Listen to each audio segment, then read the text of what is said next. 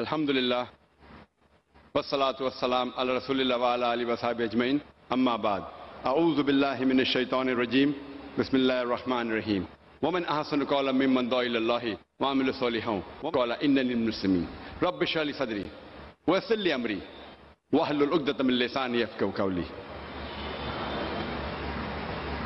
শ্রদ্ধেয় গুরুজনেরা এবং আমার প্রিয় ভাই বোনেরা, আমি আপনাদের স্বাগত জানাই ইসলামিক সম্ভাষণে। আসসালামু আলাইকুম ওয়া রাহমাতুল্লাহি ওয়া বারাকাতুহু। আল্লাহ সুবহানাহু ওয়া তাআলার দয়া, শান্তি ও রহমত আপনাদের সকলের উপর বর্ষিত হোক। আলহামদুলিল্লাহ, এটা আমার জন্য অত্যন্ত সম্মান এবং আনন্দের ব্যাপার যে চেন্নাইতে অনুষ্ঠানরত এই চতুর্থ শান্তি ইসলাম ধর্মীয় সম্মেলনে আসতে পেরে। আলহামদুলিল্লাহ, এটা আমার জন্য আরও সম্মানের দ্বিতীয় শেষ দিনের প্রশ্নোত্তর পর্ব পরিচালনা করতে পেরে। যেমনটা বলেছেন ভাই জাকির আহমেদ, যে আমরা অনুরোধ করব যদি কোনো অমুসলিম থেকে থাকেন তাদেরকে আগে প্রশ্ন করার সুযোগ দেওয়া হোক। মানুষ প্রায় অভিযোগ করে থাকেন আমার লেকচারের পরে প্রশ্নোত্তর পর্বের সময় কম থাকে বলে।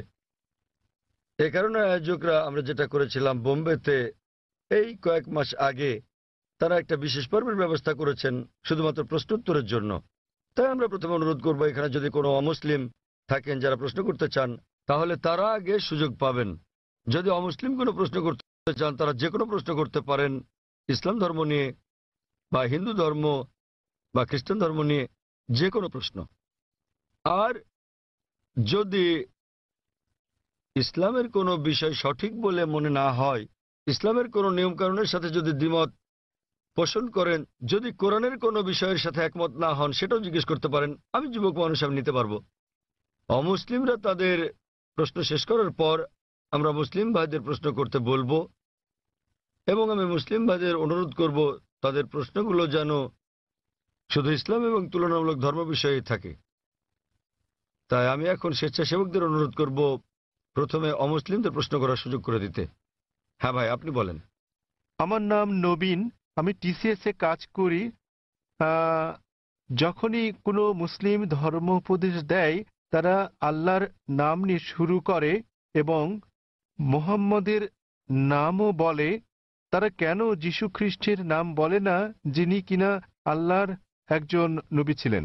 এবং আমার মনে হয় অনেকটা অজ্ঞতাবশতই মুসলিমরা যীশু খ্রিস্টকে নিয়ে কথা বলে, শুধু খ্রিস্ট ধর্ম নিয়ে কথা বলার সময়ই। তাহলে মুসলিমরা যখন কথা বলা শুরু করে তারা কেন আল্লাহ এবং মুহাম্মদের নামের পর যীশু খ্রিস্টের নামও বলে না, যেহেতু তিনি নিজেও আল্লাহর একজন নবী ছিলেন? ভাই, খুব ভালো প্রশ্ন করেছেন যে যখন মুসলিমরা আলোচনা শুরু করে ইত্যাদি, তারা প্রথমে আল্লাহ সুবহানাহু ওয়া তাআলার নাম স্মরণ করেন, এরপর আল্লাহর রাসূল মুহাম্মদ সাল্লাল্লাহু আলাইহি সাল্লামের নাম নেন। কেন তারা নাম নেন না যীশু খ্রিস্টের, তার উপর শান্তি বর্ষিত হোক? আপনি মনে করছেন এটা করলে ভালোই হবে, যেহেতু আপনি জানেন যে ইসলামে যীশু খ্রিস্ট, তার উপর শান্তি বর্ষিত হোক, তিনিও আল্লাহ তাআলার একজন রাসূল ছিলেন, তিনিও ইসলামের একজন বার্তাবাহক। আল্লাহ কোরআনে বলেছেন সূরা ফাতির অধ্যায় নম্বর 35 আয়াত নম্বর 24, ওয়া ইম মিন উম্মাতিন ইল্লা খালাহা ফিহা নাযীর। এমন একটিও জাতি বা গোষ্ঠী নেই যাদের প্রতি আমি সতর্ককারী পাঠাইনি। আল্লাহ বলেন সূরা রাদ অধ্যায় 13 আয়াত নম্বর 7, ওয়া লিকুল্লি কওমিন হাদ। এবং প্রত্যেক জাতির প্রতি আমি একজন সতর্ককারী, একজন পথপ্রদর্শক পাঠিয়েছি। নামানুসারে কোরআনে মাত্র 25 জন নবীর কথা উল্লেখ রয়েছে, কিন্তু আমাদের প্রিয় নবী মুহাম্মদ সাল্লাল্লাহু আলাইহি ওয়াসাল্লাম বলেছেন, সহিহ হাদিসের উল্লেখ আছে, এটা মিশকাত আল মাসাবিতে, যে আমাদের প্রিয় নবী বলেছেন যে 1,24,000 পয়গম্বর পাঠিয়েছেন আল্লাহ সুবহানাহু ওয়া তাআলা এই পৃথিবীর বুকে, কিন্তু কোরআনে কেবল 25 জনের নামই পাওয়া যায়: আদম, ইব্রাহিম, মুসা, যিশু, মুহাম্মদ, তাদের সকলের উপর শান্তি বর্ষিত হোক। তো ভাই, আমি যদি আপনার কথা মেনে নেই যে আমাদের নাম উল্লেখ করা উচিত সকল নবী রাসূলদের, তাহলে 1,24,000 নবী রাসূলগণের নাম নিতে না পারলেও অন্তত কোরআনে বর্ণিত 25 জনের সকলেরই নাম নিতে হবে। তাহলে ভেবে দেখেন প্রথম বাক্যটি কত বড় হয়ে যাবে। আপনি যেটা বুঝতে পারছেন না তা হলো, যে সকল নবী রাসূল নবী মুহাম্মদ সাল্লাল্লাহু আলাইহি সাল্লামের আগে এসেছিলেন তাদের পাঠানো হয়েছিল শুধু তাদের লোকদের জন্য, শেষ সময়ের জন্য। উদাহরণস্বরূপ কোরআনে আছে যীশু খ্রিস্ট তার উপর শান্তি বর্ষিত হোক, এটার উল্লেখ আছে সূরা সাফ অধ্যায় নম্বর 61 আয়াত নম্বর 6 যে তাকে পাঠানো হয়েছিল বনী ইসরায়েলের জন্য একজন দূত হিসেবে। এটা উল্লেখ আছে সূরা আলী ইমরানে অধ্যায় নম্বর 3 আয়াত নম্বর 49 যে যীশু খ্রিস্টকে তারপর শান্তি বর্ষিত হোক পাঠানো হয়েছিল একজন দূত হিসেবে বনী ইসরায়েলের সন্তানদের জন্য। সুতরাং মুহাম্মদ সাল্লাল্লাহু আলাইহি ওয়াসাল্লামের আগে যারা এসেছেন সকল নবী রাসূলগণকে পাঠানো হয়েছিল তাদের নিজেদের লোকদের জন্য সেই সময়ের জন্য। কিন্তু যেহেতু মুহাম্মদ সাল্লাল্লাহু আলাইহি সাল্লাম সর্বশেষ ও চূড়ান্ত নবী ছিলেন, তাকে শুধু আরব বা মুসলিমদের জন্য পাঠানো হয়নি, তাকে পাঠানো হয়েছিল সমগ্র মানব জাতির জন্য। এবং আল্লাহ বলেন সূরা আম্বিয়া অধ্যায় নম্বর 21 আয়াত নম্বর 107 ওয়ামা আরসালনাকা ইল্লা রাহমাতাল লিল আলামিন, আমি তো তোমাকে রহমত হিসেবে প্রেরণ করেছি সমগ্র পৃথিবীর জন্য, সমগ্র সৃষ্টি জগতের জন্য, সমগ্র মানবতার জন্য। সুতরাং মুহাম্মদ সাল্লাল্লাহু আলাইহি সাল্লাম যেহেতু সর্বশেষ এবং চূড়ান্ত নবী ছিলেন, তিনি শুধু মুসলিম বা আরবদের জন্য প্রেরিত হননি, এসেছিলেন সমগ্র মানবজাতির জন্য। এবং তিনি যে বার্তা নিয়ে এসেছিলেন তা শুধু একটা নির্দিষ্ট সময়ের জন্যই নয়, যেমনটা তার পূর্বে যারা এসেছিলেন তাদের বার্তা ছিল একটা নির্দিষ্ট সময়ের জন্য। কিন্তু যেহেতু নবী মুহাম্মদ সাল্লাল্লাহু আলাইহি সাল্লাম ছিলেন সর্বশেষ ও চূড়ান্ত নবী, তার বার্তা সময়ের বন্ধনে বাধা নয়, এটাকে অনুসরণ করতে হবে শেষ দিন পর্যন্ত। এ কারণে আপনি বর্তমানে যেখানেই থাকুন না কেন, হোক সে ভারত বা যুক্তরাষ্ট্র বা ইংল্যান্ড বা সৌদি আরব, পৃথিবীর যে কোনো প্রান্তে বর্তমানে আমাদের অনুসরণ করতে হবে সর্বশেষ ও চূড়ান্ত নবীকে, এবং তিনি হচ্ছেন নবী মুহাম্মদ সাল্লাল্লাহু আলাইহি সাল্লাম। যদিও ইসলামে সকল নবী রাসূলকেই আমরা সম্মান করি এবং আমরা যীশু খ্রিস্টকেও সম্মান করি, আমরা তাকে ভালোবাসি, তাকে শ্রদ্ধা করি, কিন্তু যীশু খ্রিস্ট তার উপর শান্তি বর্ষিত হোক নিজেই বলেছেন, এটার উল্লেখ আছে গসপেল অফ জন অধ্যায় নম্বর 16 অনুচ্ছেদ নম্বর 12 থেকে 14, আমি তোমাদের অনেক কথা বলতে চাই কিন্তু এখন তোমরা তা সহ্য করতে পারবে না, কারণ যখন সত্যের আত্মা আসবেন তিনি তোমাদের পথ দেখাবেন। তিনি নিজে থেকে কিছু বলবেন না, যা শুনবেন তাই বলবেন, তিনি আমাকে সম্মানিত করবেন। সুতরাং এখানে যীশু খ্রিস্ট তার উপর শান্তি বর্ষিত হোক ভবিষ্যৎবাণী করেছেন সর্বশেষ ও চূড়ান্ত নবী মুহাম্মদ সাল্লাল্লাহু আলাইহি সাল্লামের আগমনের। এই কারণে আমরা বিশ্বাস করি যে যীশু খ্রিস্ট তার উপর শান্তি বর্ষিত হোক এই পৃথিবীতে আবার প্রত্যাবর্তন করবেন, এবং খ্রিস্টানরাও এটা বিশ্বাস করে। তিনি যখন আসবেন তিনি নিজেও আনুগত্য করবেন আল্লাহ সুবহানাহু ওয়া তাআলার, এবং সর্বশেষ ও চূড়ান্ত নবী মুহাম্মদ সাল্লাল্লাহু আলাইহি সাল্লামের শিক্ষা মেনে চলবেন। তাই এটাই হচ্ছে কারণ যে যখন কোনো মুসলমান কোনো বক্তব্য শুরু করতে যায় অথবা শাহাদাত দেয়, প্রথমেই সে এক এবং একমাত্র আল্লাহ সুবহানাহু ওয়া তাআলার নাম স্মরণ করে, শুধু তিনি একমাত্র উপাসনার যোগ্য, আর কেউ নয়। এবং আমরা সর্বশেষ ও চূড়ান্ত নবী অর্থাৎ মুহাম্মদ সাল্লাল্লাহু আলাইহি ওয়াসাল্লামের উপর বিশ্বাস স্থাপন করি, কারণ তিনি এমন এক পয়গম্বর যার শিক্ষা দীক্ষা আজ অনুসরণযোগ্য। পূর্ববর্তী সকল নবী রাসূলগণ ছিলেন সময়ের গণ্ডীভুক্ত একটা নির্দিষ্ট সময়ের জন্য এবং একটা নির্দিষ্ট গোত্রের লোকদের জন্য।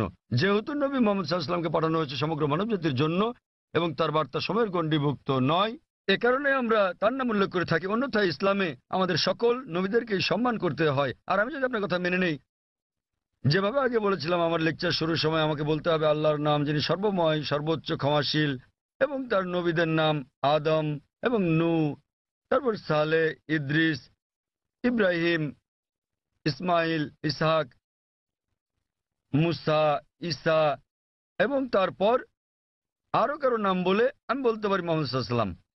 আমরা যখনই মুহাম্মদ সাল্লাল্লাহু আলাইহি ওয়াসাল্লামের নাম উল্লেখ করি অন্য সকল নবীরা হয়তো অন্তর্ভুক্ত হন, কেননা এই কিতাব পবিত্র কোরআন যা কিনা নাজিল হয়েছিল নবী মুহাম্মদ সাল্লাল্লাহু আলাইহি ওয়াসাল্লামের উপর, এখানে বলা আছে যে প্রত্যেক মুসলমানের দায়িত্ব আল্লাহ সুবহানাহু ওয়া তাআলার সকল নবী রাসূলগণকে সম্মান করা, এমনকি যদিও তাদের নাম পবিত্র কোরআনে উল্লেখ নাও থাকে। সুতরাং আমরা তাদের ভালোবাসি, তাদের সম্মান করি, কিন্তু আমাদেরকে নাম নিতে হবে সর্বশেষ ও চূড়ান্ত নবীরই, যেহেতু তার বাণী আজও অনুসরণ করা হচ্ছে। আশা করি উত্তরটা পেয়েছেন।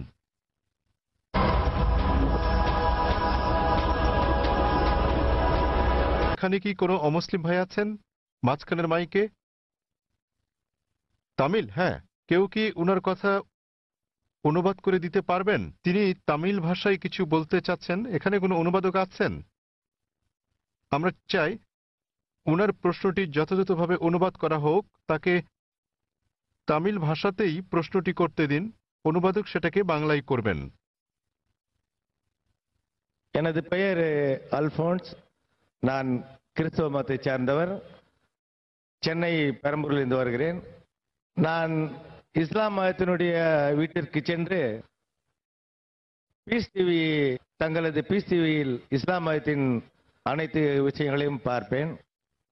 ரூபாய் கட்டினால் மட்டுமே பீஸ் டிவி சேனல் தெரியும் என்ற நிலைக்கு உள்ளது. ஆதலின் ஏன் இதை கேபிளில் ஒளிபரப்ப தங்கள் মতத்தை ஒளிபரப்பக்கூடாது என்று நினைக்கின்றேன். তার প্রশ্নটি হল পিস টিভির সম্প্রচার বিষয়ে।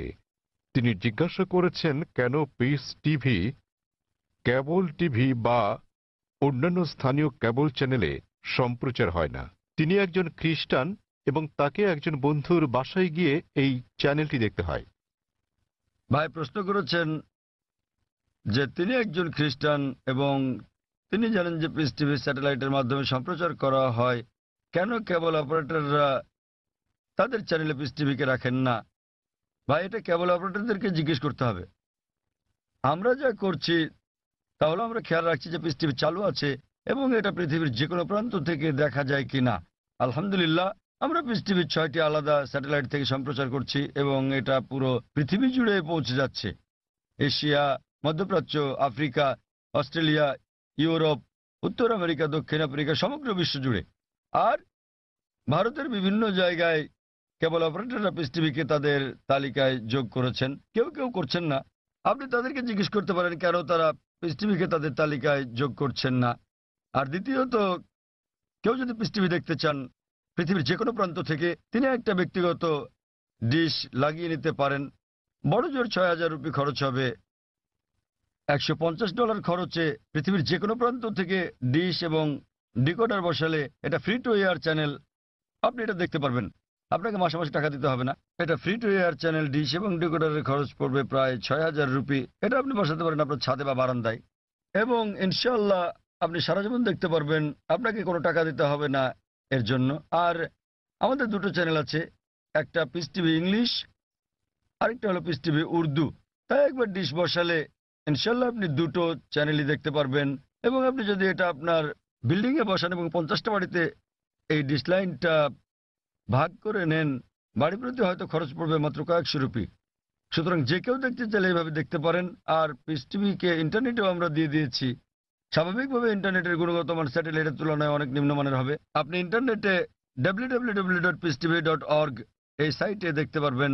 এমনকি মোবাইলেও সম্প্রতি আমরা পিস টিভি মোবাইলেও চালু করেছি। আপনার কাছে যে হ্যান্ডসেটই থাকুক না কেন, নোকিয়া অথবা আইফোন, আমরা চেষ্টা করছি বিশ্বের 80% হ্যান্ডসেটের জন্য এটাকে সহজলভ্য করতে। তবে ফোনটা যত উঁচু মানের হবে, যদি আপনি তৃতীয় প্রজন্মের ফোন নিয়ে থাকেন এর মান অনেক উন্নত হবে। যদি ওয়াইফাই ব্যবহার করেন উন্নত মান পাবেন। সুতরাং হ্যান্ডসেটের উপর নির্ভর করে আপনি মোবাইলেও পিস টিভি দেখতে পারেন। এটা সম্পূর্ণ বিনামূল্যে।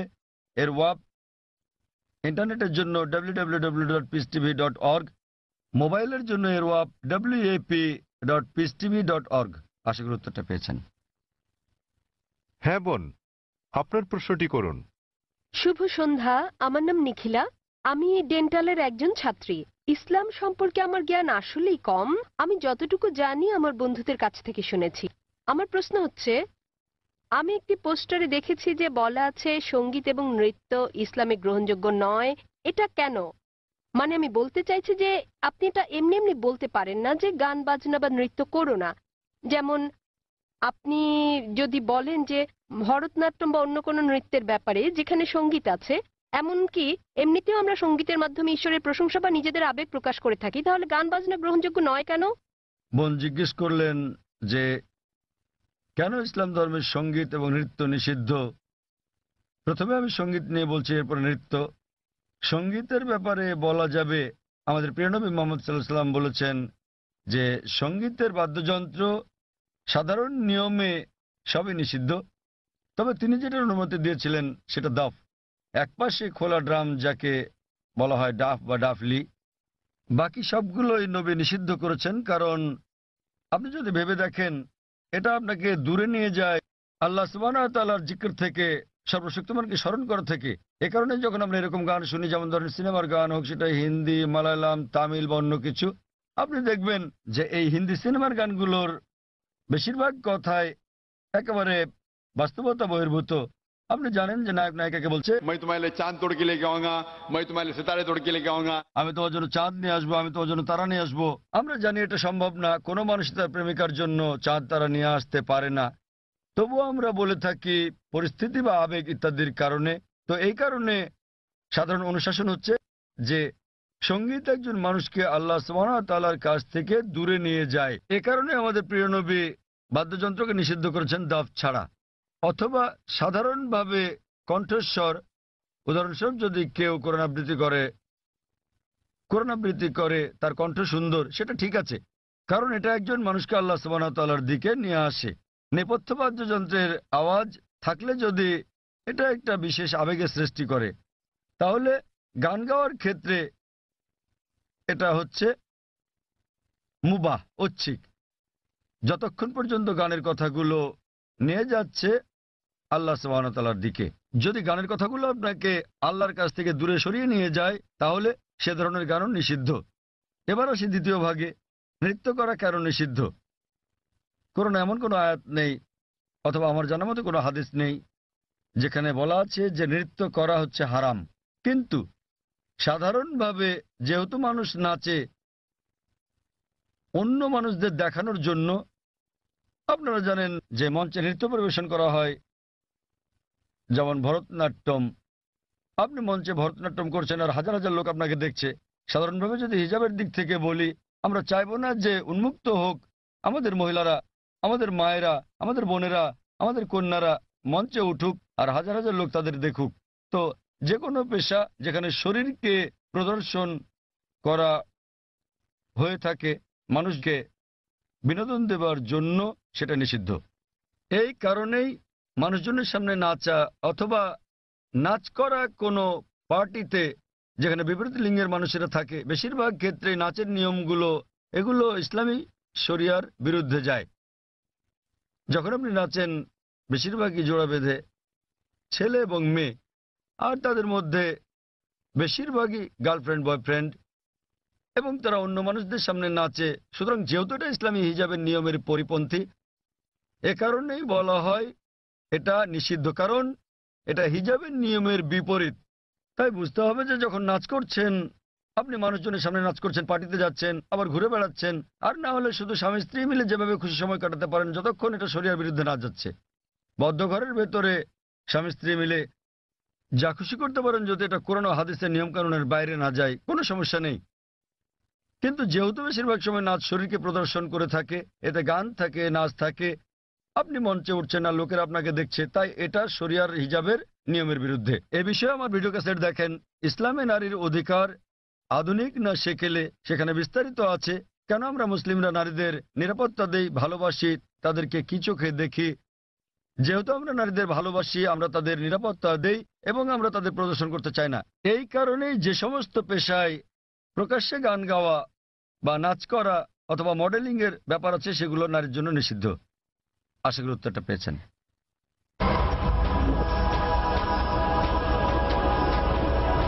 যদি কোনো অমুসলিম থাকেন, জাকির ভাই যেটা বলেছেন, যদি কোনো অমুসলিম কোনো প্রশ্ন করতে চান, নির্দ্বিধায় করতে পারেন।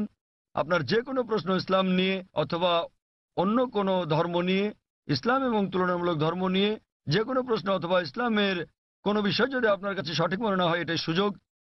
আপনি যে কোনো প্রশ্ন করতে পারেন। জনমানুষের সামনে এভাবে খোলামেলা প্রশ্ন করার সুযোগ সত্যি দুর্লভ। একজন অমুসলিম ভাই আছেন। আপনি কি অমুসলিম? হ্যাঁ ভাই, আপনার প্রশ্ন করুন। হ্যাঁ। আসসালামু আলাইকুম ভাই জাকির, এবং শুভ সন্ধ্যা আমার ইসলামী ভাইদের এবং অন্য ধর্মের ভাইদেরও। আমার নাম রামজি জয়রামান। আমি আমেরিকার একজন টেকনোলজিস্ট, সেখানে প্রায় ৩৫ বছর ধরে বাস করছি। আর গত ৩ বছর ধরে আমি আধ্যাত্মিকতা চর্চা করছি আমার জীবিতকালেই একটা আত্মিক মুক্তির উদ্দেশ্যে। আমি কোরআন শরীফ পড়েছি। আমার একজন বন্ধু আছে, বলতে পারেন আজীবনের বন্ধু। গত ৪৫ বছর ধরে সে একজন খাঁটি মুসলমান। আমার প্রশ্ন হচ্ছে, প্রথমে আমাকে একটি কথা বলতে দিন, তারপর আমি আমার প্রশ্নটি করব। আমরা যখন কিছু বুঝতে চাই, হোক সেটি ধর্ম নিরপেক্ষ অথবা ধর্মীয়, আমরা বই পড়ে সেটি জানি, কিন্তু যখন আমরা বইটি পড়ি আমরা সেটা বুঝেই পড়ি। তাই যদি হয় তাহলে কেন প্রায় 1 ঘন্টা ধরে আপনার ছেলে বক্তৃতা করেছিল কোরআন বুঝে পড়ার বিষয়ে, বিশেষত সৌদি আরবের ভাষা আরবি ভাষার বিষয়ে? কেননা আমি যা অনুভব করি এবং চর্চা করি যে কোরআন ভাষার অনেক ঊর্ধ্বে, তো প্রত্যেক মুসলমানের আরবি ভাষা শিখতে হবে। বিষয়টা আমার কাছে কিছুটা জোর জবরদস্তিমূলক মনে হয়েছে। কোরআন কি তাই বলে? ভাই একটা ভালো প্রশ্ন করেছেন। বললেন যে তিনি আধ্যাত্মিকতা শিখতে চান এবং তিনি কোরআন পড়েছেন, কিন্তু তিনি বুঝতে পারেননি যে কেন একটা বক্তৃতা যা ফারিক নায়েক করেছিল আমার ছেলে কোরআন বুঝে পড়ার জন্য আরবি ভাষা শেখার গুরুত্ব নিয়ে, আর এটা কেন আবশ্যিক। আপনি যদি আমার ছেলের পুরো আলোচনাটা শুনে থাকেন, সে কখনো এটা বলেনি যে প্রত্যেক মুসলমানের জন্য আরবি শেখা আবশ্যিক। সে কখনোই বলেনি। আরবি জানাটা বেহেশতে যাওয়ার জন্য পূর্ব শর্ত নয়, কারণ আমি নিজেও আরবি জানি না। আমি নিজেও আরবি একটা ভাষা হিসেবে শিখিনি, এদিক সেদিকে একটু একটু বুঝতে পারি। আমি আরবি ভাষা জানি না, কিন্তু আমার ছেলে জানে মাশাআল্লাহ, সে আমার চেয়ে ভালো জানে। সে কোরআন সরাসরি অনুবাদ করতে পারে, আমি পারি না। কিন্তু তার আলোচনায় যদি আপনি শুনে থাকেন, সে বলেছিল যে যদি আপনি আরবি না জানেন কমপক্ষে অনুবাদটা পড়েন। তো তার বক্তব্য ছিল কোরআন বুঝে পড়া উচিত, আর প্রশ্ন ছিল আল কোরআন কি বুঝে পড়া উচিত, হ্যাঁ অথবা না, আর উত্তর ছিল হ্যাঁ। সে বলেনি যে একজন মানুষের আরবি জানা আবশ্যক, সে বলেছিল আপনার কমপক্ষে অর্থ বুঝে পড়া উচিত কোরআন। আর কোরআন বুঝে পড়ার সবচেয়ে ভালো উপায় হচ্ছে আরবিকে ভাষা হিসেবে শেখা। আপনি যখনই কোনো বই অনুবাদ করেন, কোনো সাধারণ বই অনুবাদ করতে গেলে অনুবাদটা কখনো 100% সঠিক হবে না। এটা হতে পারে 80%, 90%, 99%। ভাষাটা যত বেশি কঠিন হবে, যত বেশি বিশুদ্ধ হবে, অনুবাদ তত বেশি কঠিন হবে। কোরআন হচ্ছে পৃথিবীর সবচেয়ে অনুবাদ অযোগ্য বই, তাই কোরআনের অনুবাদ কখনোই কোরআনের অনুরূপ হবে না। কারণ আরবি ভাষাটা এতই শক্তিশালী, এতই বিশুদ্ধ, আর এছাড়া এটা সর্বশক্তিমান আল্লাহ সুবহানাহু ওয়া তাআলার বাণী। এই কারণেই সর্বোৎকৃষ্ট উপায় হচ্ছে আরবিকে ভাষা হিসেবে শেখা। দ্বিতীয়ত, আপনি যদি আরবি ভাষা না জানেন, তাহলে সে বলেছিল যে ভাষাটা ভালো জানেন সেই ভাষায় অনুবাদটা পড়েন। আপনি ইংরেজি জানলে ইংরেজিতে পড়ুন, তামিল জানলে তামিলে পড়ুন, হিন্দি জানলে হিন্দিতে, বাংলায় জানলে বাংলায় কোরআনের অনুবাদ পড়ুন। সে যা বলেছিল তার মূল বক্তব্য ছিল কোরআন পড়ুন অর্থ সহকারে। এখন এই প্রশ্নটা একজন সাধারণ মানুষের পক্ষে খুবই স্বাভাবিক। আপনার প্রশ্ন ছিল কেন একজন মানুষ বলবে যে বইটি অর্থ বুঝে পড়ো, অর্থ তো বোঝাই গেছে। যখনই কোনো বই পড়া হয় সেটি তো অর্থ বুঝেই পড়া উচিত। কিন্তু আপনি বুঝতে পারেন যে মুসলিম সম্প্রদায়ের মধ্যে দুঃখজনকভাবে, যেমনটা আমার ছেলে বলেছে, যে শতকরা 80%-এরও বেশি মুসলমান আরব নন এবং তারা আরবি ভাষা জানেন না। এখানে নবীর একটা হাদিস আছে, তিনি বলেছেন যদি তোমরা কোরআন তিলাওয়াত করো তো সব পাবে।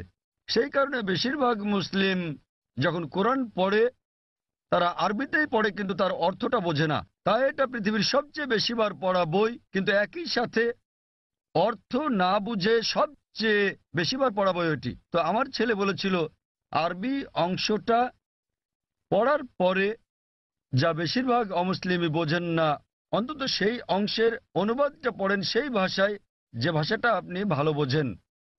সে জোর দিচ্ছিল যে কোরআন নির্দেশনামূলক গ্রন্থ, এটি সর্বশক্তিমান আল্লাহর গ্রন্থ। সে সকল মুসলমানকে অনুরোধ করেছে যে আরবিটা পড়ার পাশাপাশি অনুবাদটাও পড়েন, যার স্থান দ্বিতীয়, কিন্তু সবচেয়ে ভালো আরবিকে একটি ভাষা হিসেবে শেখা।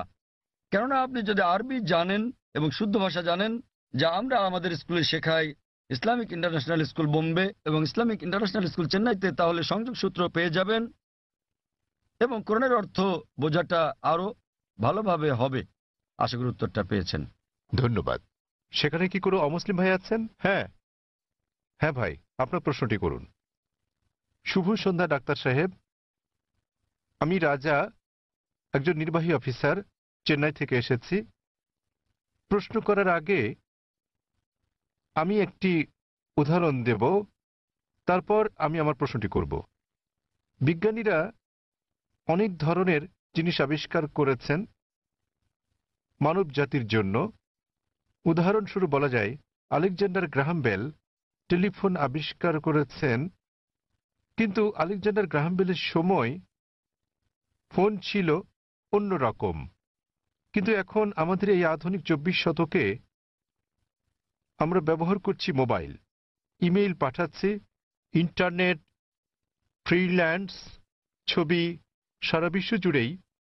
আমি যা বলতে চাইছি, মানুষ যাই সৃষ্টি করেছে তার কিছু অংশের পরিবর্তন হতে পারে, কিন্তু একটা ব্যাপার আমি বুঝি, তা হলো যদিও আমি একজন আধ্যাত্মিক মানুষ, তো এই সাপ্তাহিক চক্র অর্থাৎ সপ্তাহের 7 দিন এটা সারা বিশ্বেই একই নিয়মে পালন করা হয়, হোক এটা ভারতে, আফগানিস্তানে, অথবা হতে পারে জার্মানি, ইউরোপ, মধ্যপ্রাচ্য, আফ্রিকা, যেখানেই হোক না কেন।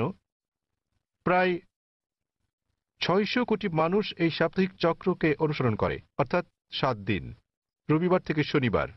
আমার মনে হয় ডাক্তার সাহেব, এই 7 দিনের সাপ্তাহিক চক্র কোনো মানুষের দ্বারা তৈরি হয়নি। আমি বুঝতে পেরেছি এই সাপ্তাহিক চক্র তৈরি হয়েছে সর্বশক্তিমান সৃষ্টিকর্তার হাতেই। আমি প্রশ্ন করতে চাই যে এই 7 দিনের চক্রের কথা কি কোনো ধর্মগ্রন্থে লেখা আছে?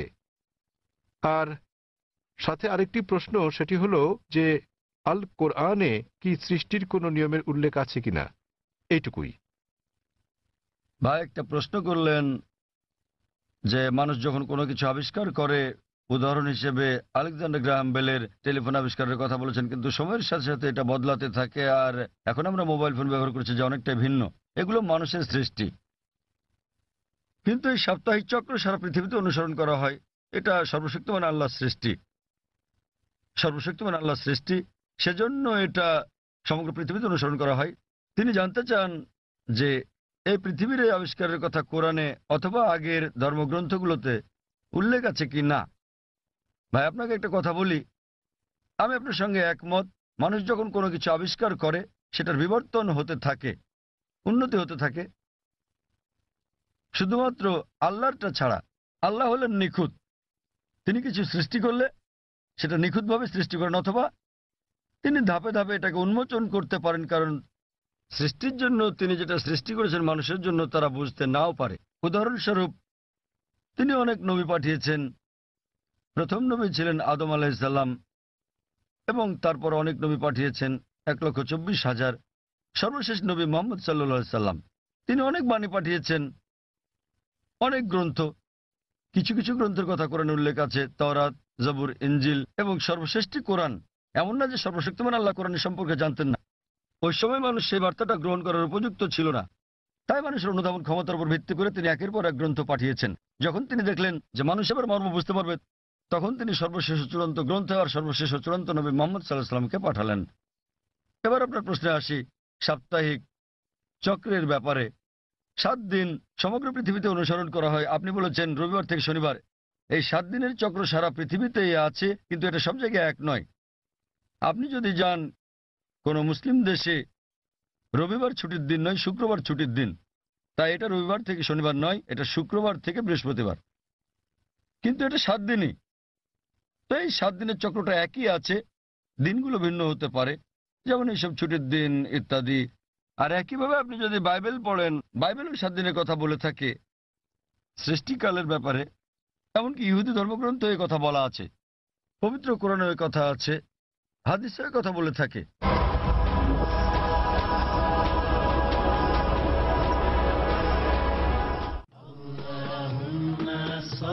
নবীজি মুহাম্মদ সাল্লাল্লাহু আলাইহি ওয়াসাল্লামের মণিমুক্তা।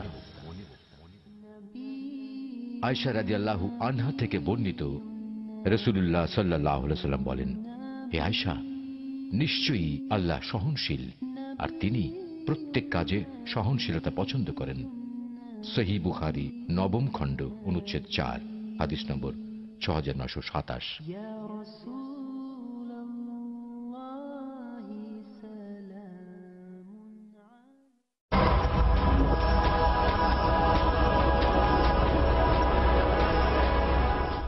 কোরআনে বলা আছে অনেক জায়গায় যে সর্বশক্তিমান আল্লাহ পৃথিবী তৈরি করেছেন 6 দিনে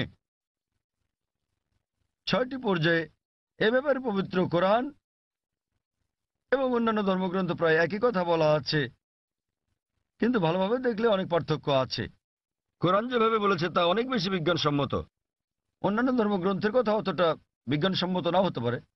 উদাহরণস্বরূপ বাইবেলে এই ব্রহ্মাণ্ডের সৃষ্টি বিষয়ে বলা আছে, সেখানে বলা আছে সর্বশক্তিমান ঈশ্বর 6 দিনে পৃথিবী তৈরি করলেন এবং 7ম দিনে বিশ্রাম নিলেন।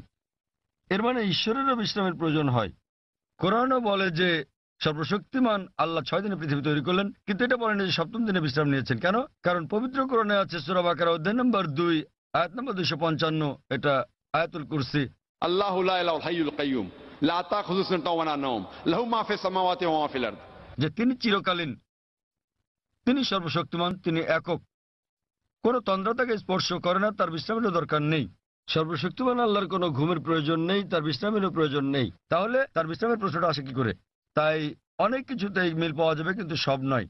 কেউ যদি বলে যে ঈশ্বরের বিশ্রাম প্রয়োজন, যেমন আমি বা আপনি আমাদের মানুষের বিশ্রাম প্রয়োজন, সর্বশক্তিমানের কোনো বিশ্রাম প্রয়োজন নেই, তো এখানে পার্থক্যটা। বাইবেলে যা বলা আছে তা হলো 24 ঘন্টা করে 6টি পর্যায়, 24 ঘন্টার 6টি সময়। আমরা বিজ্ঞানীরা বলে থাকি যে 24 ঘন্টার 6টি দিনে এই পৃথিবী তৈরি করা সম্ভব নয়। তো বিজ্ঞানীরা বাইবেলের ওল্ড টেস্টামেন্টের এই বর্ণনার সাথে দ্বিমত পোষণ করেন। আর কোরআনের কথায় আসি, কোরআন কখনোই বলেনি যে সর্বশক্তিমান আল্লাহ 24 ঘন্টার 6 দিনে এটা তৈরি করেছেন। আরবি শব্দ ইয়াম, বহুবচনে আয়াম, যা কোরআনে উল্লেখ আছে, এর দুটো মানে আছে। ইয়মের একটা মানে হলো সাধারণ 24 ঘন্টার একদিন বলতে যা আমরা বুঝি, আরেকটা মানে হচ্ছে পর্যায়। এটা যে কোনো দৈর্ঘ্যের হতে পারে, যেমন একটা যুগ। আর বিজ্ঞানীদের এটা মেনে নিতে কোনো সমস্যা নেই যে ব্রহ্মাণ্ড 6টি যুগে তৈরি হয়েছে, 6টি দীর্ঘ সময়ে, হতে পারে লক্ষ লক্ষ বছর ধরে, তাতে কোনো অসুবিধা নেই। এখানে পার্থক্যটা। জগতের সৃষ্টির রহস্যের ব্যাপারে কোরআনে শত শত আয়াত আছে জগতের সৃষ্টি রহস্য নিয়ে। আমি এটার উপর একটা লেকচার দিতে পারি, কিন্তু এখানে সময় নেই। আমি শুধু কয়েকটা উদাহরণ দেব। কোরআন পৃথিবীর সৃষ্টি রহস্য নিয়ে কি বলে তাই নিয়ে সেখানে অনেক কথাই বলা আছে, কিন্তু কোরআনে যা বলা আছে এর অধিকাংশই কোরআন নাজিলের সময় আমরা জানতাম না। কোরআন যখন 1400 বছর আগে নাজিল হয়েছিল, এসব কথা অজানা ছিল। উদাহরণস্বরূপ, আজ একজন বিজ্ঞানীকে জিজ্ঞেস করলে তিনি উত্তর দেবেন। আমরা যদি বলি যে কিভাবে পৃথিবীর সৃষ্টি হলো, তাহলে তিনি বলবেন যে প্রথমে এখানে ছিল একটি নীহারিকা, তারপর একটা গৌণ বিচ্ছেদ ঘটল, বিগ ব্যাং, যা থেকে জন্ম নিল ছায়াপথ, তারকামণ্ডলী, গ্রহসমূহ, সূর্য, এমনকি পৃথিবী যেখানে আমরা বাস করি। এটা কয়েকজন বিজ্ঞানী আবিষ্কার করেছিলেন প্রায় 35-40 বছর আগে, আর এটাকে বলা হয়ে থাকে বিগ ব্যাং, যেটা 40 বছর আগে আবিষ্কৃত হয়েছে। আর যেটাকে আজকে বিজ্ঞানীরা বলছেন বিগ ব্যাং, এটা কোরআনে বলা হয়েছে 1400 বছর আগে। সূরা আম্বিয়া অধ্যায় নম্বর 21 আয়াত নম্বর 30 বলা হয়েছে যে আওয়ালাম ইয়ারাল্লাযিনা কাফারু অবিশ্বাসীরা কি দেখে না আন্নাস সামাওয়াতি ওয়াল আরদা কানাত রাতকান ফাতাকনাহুমা, যে আকাশমণ্ডলী ও পৃথিবী একত্রিত ছিল, অতঃপর আমি পৃথক করে দিলাম। এখানে কোরআন এই ব্রহ্মাণ্ডের সৃষ্টি বিষয়ে সংক্ষেপে বলে দিচ্ছে যে আকাশমণ্ডলী ও পৃথিবী একত্রিত যুক্ত ছিল, এরপর আমি তাদের পৃথক করে দিলাম। আজকের বিজ্ঞানীরা সৃষ্টির রহস্য নিয়ে যা বলছেন তার নাম দিয়েছেন বিগ ব্যাং। এটা কোরআনে 1400 বছর আগে বলা হয়েছে। আমরা আগে মনে করতাম যে এই যে আমরা পৃথিবীতে আছি এটা সমতল।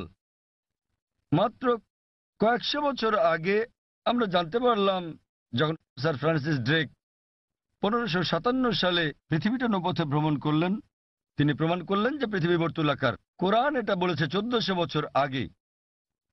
সূরা নাজিয়াত অধ্যায় নম্বর 79 আয়াত নম্বর 30। ওয়াল আরদা বাদা যালিকা দাহাহা, এবং তারপর আমি পৃথিবীকে তৈরি করলাম ডিম্বাকৃতি। আরবি শব্দ দাহাহা, এর একটা মানে হলো প্রসারিত হওয়া, যেভাবে পৃথিবী প্রসারিত হয়েছে। আরেকটা মানে আরবি দুইয়া শব্দ থেকে এসেছে, যার মানে হচ্ছে ডিম। এটা কোনো সাধারণ ডিম নয়, এটা বিশেষভাবে বোঝায় উট পাখির ডিমকে। এবং আমরা জানি পৃথিবী একটা বলের মতো সম্পূর্ণ গোলাকার নয়, এটা দুই প্রান্তে একটু চ্যাপ্টা। এবং আমরা যদি একটা উট পাখির ডিমের আকৃতি চিন্তা করি, সেটাও আসলে বর্তুলাকৃতির। একবার চিন্তা করেন, কোরআন পৃথিবীর বর্তুলাকৃতির কথা বলেছে 1400 বছর আগেই। আগে আমরা মনে করতাম চাঁদের আলো তার নিজস্ব আলো। সম্প্রতি বিজ্ঞান থেকে জানতে পেরেছি 100 বছর বা 200 বছর আগে যে চাঁদের আলো তার নিজের আলো নয়, বরং সেটা প্রতিফলিত আলো। কোরআন এটা বলেছে 1400 বছর আগেই। সূরা ফুরকান অধ্যায় নম্বর 25 আয়াত নম্বর 61 যে সর্বশক্তিমান আল্লাহ আকাশে তৈরি করেছেন নক্ষত্রপুঞ্জ, আর সেখানে জেলে দিয়েছেন একটি প্রদীপ সূর্য, যা তার নিজের আলোয় জ্বলে, আর চাঁদ জলে প্রতিফলিত বা ধার করা আলোয়। চাঁদের আলোর আরবি শব্দ হচ্ছে মুনির বা নূর, যার মানে হচ্ছে ধার করা বা প্রতিফলিত আলো। কিন্তু সূর্যের আলোর জন্য ব্যবহৃত হচ্ছে ওয়াহাজ, সিরাজ, দিয়া অর্থাৎ মশাল, গনগনে প্রদীপ, প্রজ্বলিত আলো, যা সূর্যের আলোকেই তার নিজস্ব আলো হিসেবে বোঝাচ্ছে। এখানে অনেক আয়াত আছে কোরআনে যা সৃষ্টিজগৎ বিষয়ে, জ্যোতির্বিদ্যা বিষয়ে বলে। আমি যখন ছিলাম স্কুলে আমি পড়েছিলাম যে সূর্য যদিও ঘুরে, এটা তার নিজের অক্ষে আবর্তন করে না, এটা নিশ্চল। কোরআনের সূরা আম্বিয়াতে বলে অধ্যায় নম্বর 21 আয়াত নম্বর 33, হুয়াল্লাযী খালাকাল লাইলা ওয়ান নাহারা আল্লাহ সৃষ্টি করেছেন দিন ও রাত, ওয়াশ শামসা ওয়াল কামার সূর্য এবং চন্দ্র, কুল্লুন ফি ফালাকি ইয়াসবাহুন। প্রত্যেকে তার নিজ কক্ষপথে বিচরণ করছে। কোরআন বলছে সূর্য এবং চন্দ্র আবর্তন করা ছাড়াও তাদের নিজস্ব অক্ষের উপর ঘুরছে। আর আজ বিজ্ঞানের এত উন্নতির পরে আমরা জানি যে আমরা একটা টেবিলের উপর যদি সূর্যের ছায়া দেখি, তাহলে আমরা দেখতে পাবো যে সূর্যের গায়ে কালো দাগ রয়েছে, এবং এই কালো দাগগুলো প্রায় 25 দিনে একবার সম্পূর্ণ আবর্তন করে, যা দিয়ে বোঝায় সূর্য প্রায় 25 দিনে একবার আবর্তন করে। আর এভাবেই কোরআন বলে আকাশের কথা যে এটা একটা ছাদের মতো। সূরা আম্বিয়া অধ্যায় নম্বর 21 আয়াত নম্বর 32। কোরআন পদার্থের প্রথম অবস্থার কথা বলে প্লাজমা। কোরআন বলে সূরা জারিয়াতে অধ্যায় নম্বর 51 আয়াত নম্বর 47 যে আমি এই বিশাল আকাশকে নির্মাণ করেছি, এই ক্রমবর্ধনশীল বিশ্ব যা আমরা সম্প্রতি জেনেছি। এভাবেই কোরআনের অনেক জায়গায় সৃষ্টি রহস্যের কথা বলা হয়েছে। কিন্তু লক্ষ্য করার মতো বিষয় হলো অন্যান্য ধর্মগ্রন্থের মতো অন্যান্য ধর্মগ্রন্থ যেমন বেদ, বাইবেল, সেগুলোও বলে থাকে সৃষ্টি রহস্যের বিষয়ে। সৃষ্টির বিষয়ে তাদের অনেক বক্তব্যই বিজ্ঞানের সাথে মিলে যায়, কিন্তু অনেক বক্তব্যই আবার বৈজ্ঞানিক প্রমাণের বিপরীতে অবস্থান করে।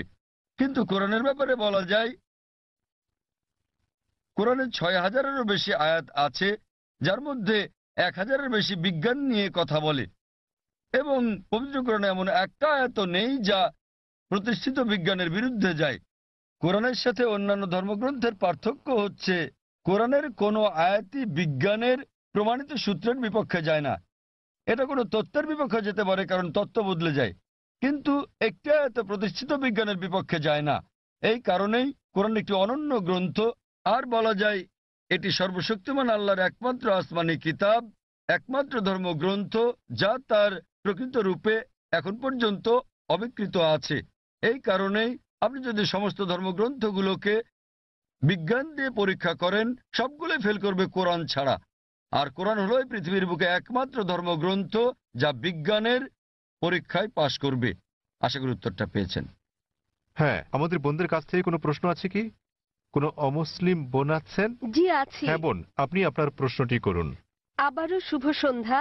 আমি ব্রাহ্মণ্যবাদের একজন অনুসারী, কিন্তু আমি ইসলামের অনেক কিছুই পছন্দ করি। কিন্তু ইসলামের নিয়ম অনুসরণ করতে হলে আমাকে কি ইসলামে ধর্মান্তরিত হতে হবে, নাকি আমার ব্রাহ্মণ্যবাদের ধর্ম পালন করেই আমি ইসলামের বিভিন্ন নিয়ম অনুসরণ করতে পারবো? স্যার, আমি আপনার অনেক বক্তৃতাই দেখেছি, যেমন ইসলাম ও হিন্দু ধর্মের মধ্যে সাদৃশ্য এবং আরো অনেকগুলো। আপনার বক্তৃতা আমি খুবই পছন্দ করি। বোন খুব সুন্দর একটা প্রশ্ন করলেন।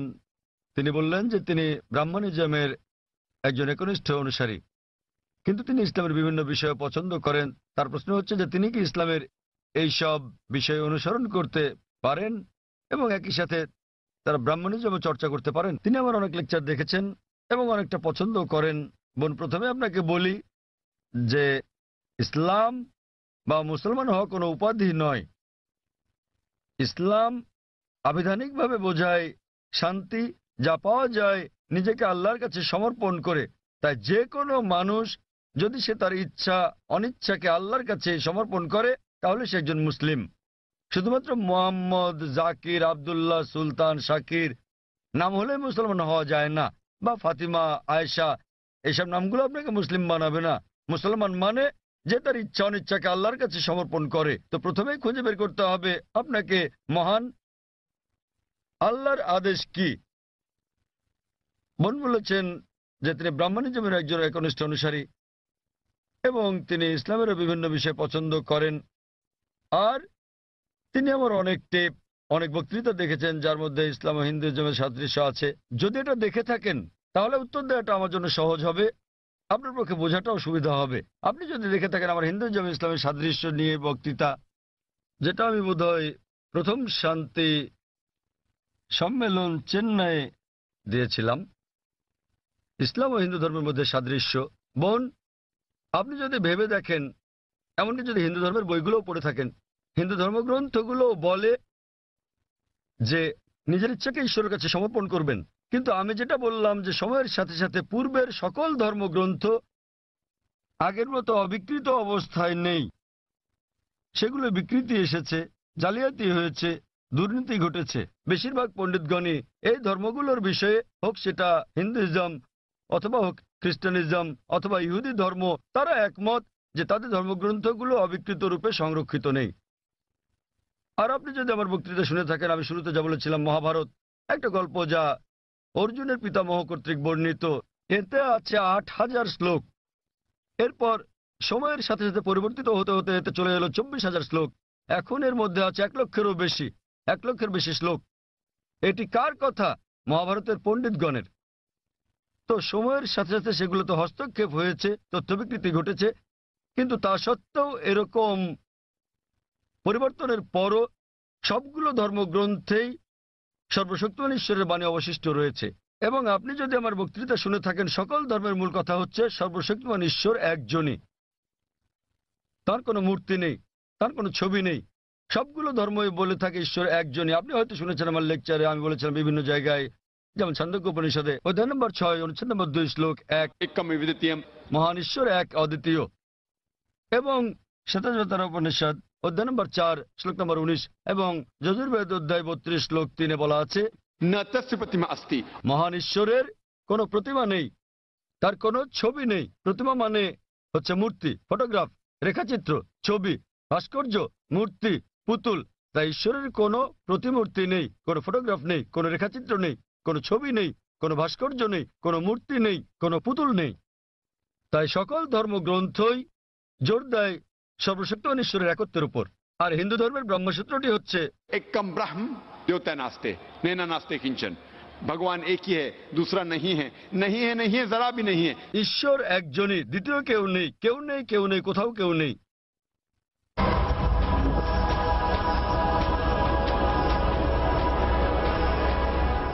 এবার আসি মূল প্রশ্নে, যা হলো একজন কট্টর ব্রাহ্মণ হয়েও আপনি ইসলামের শিক্ষা অনুসরণ করতে পারবেন কিনা।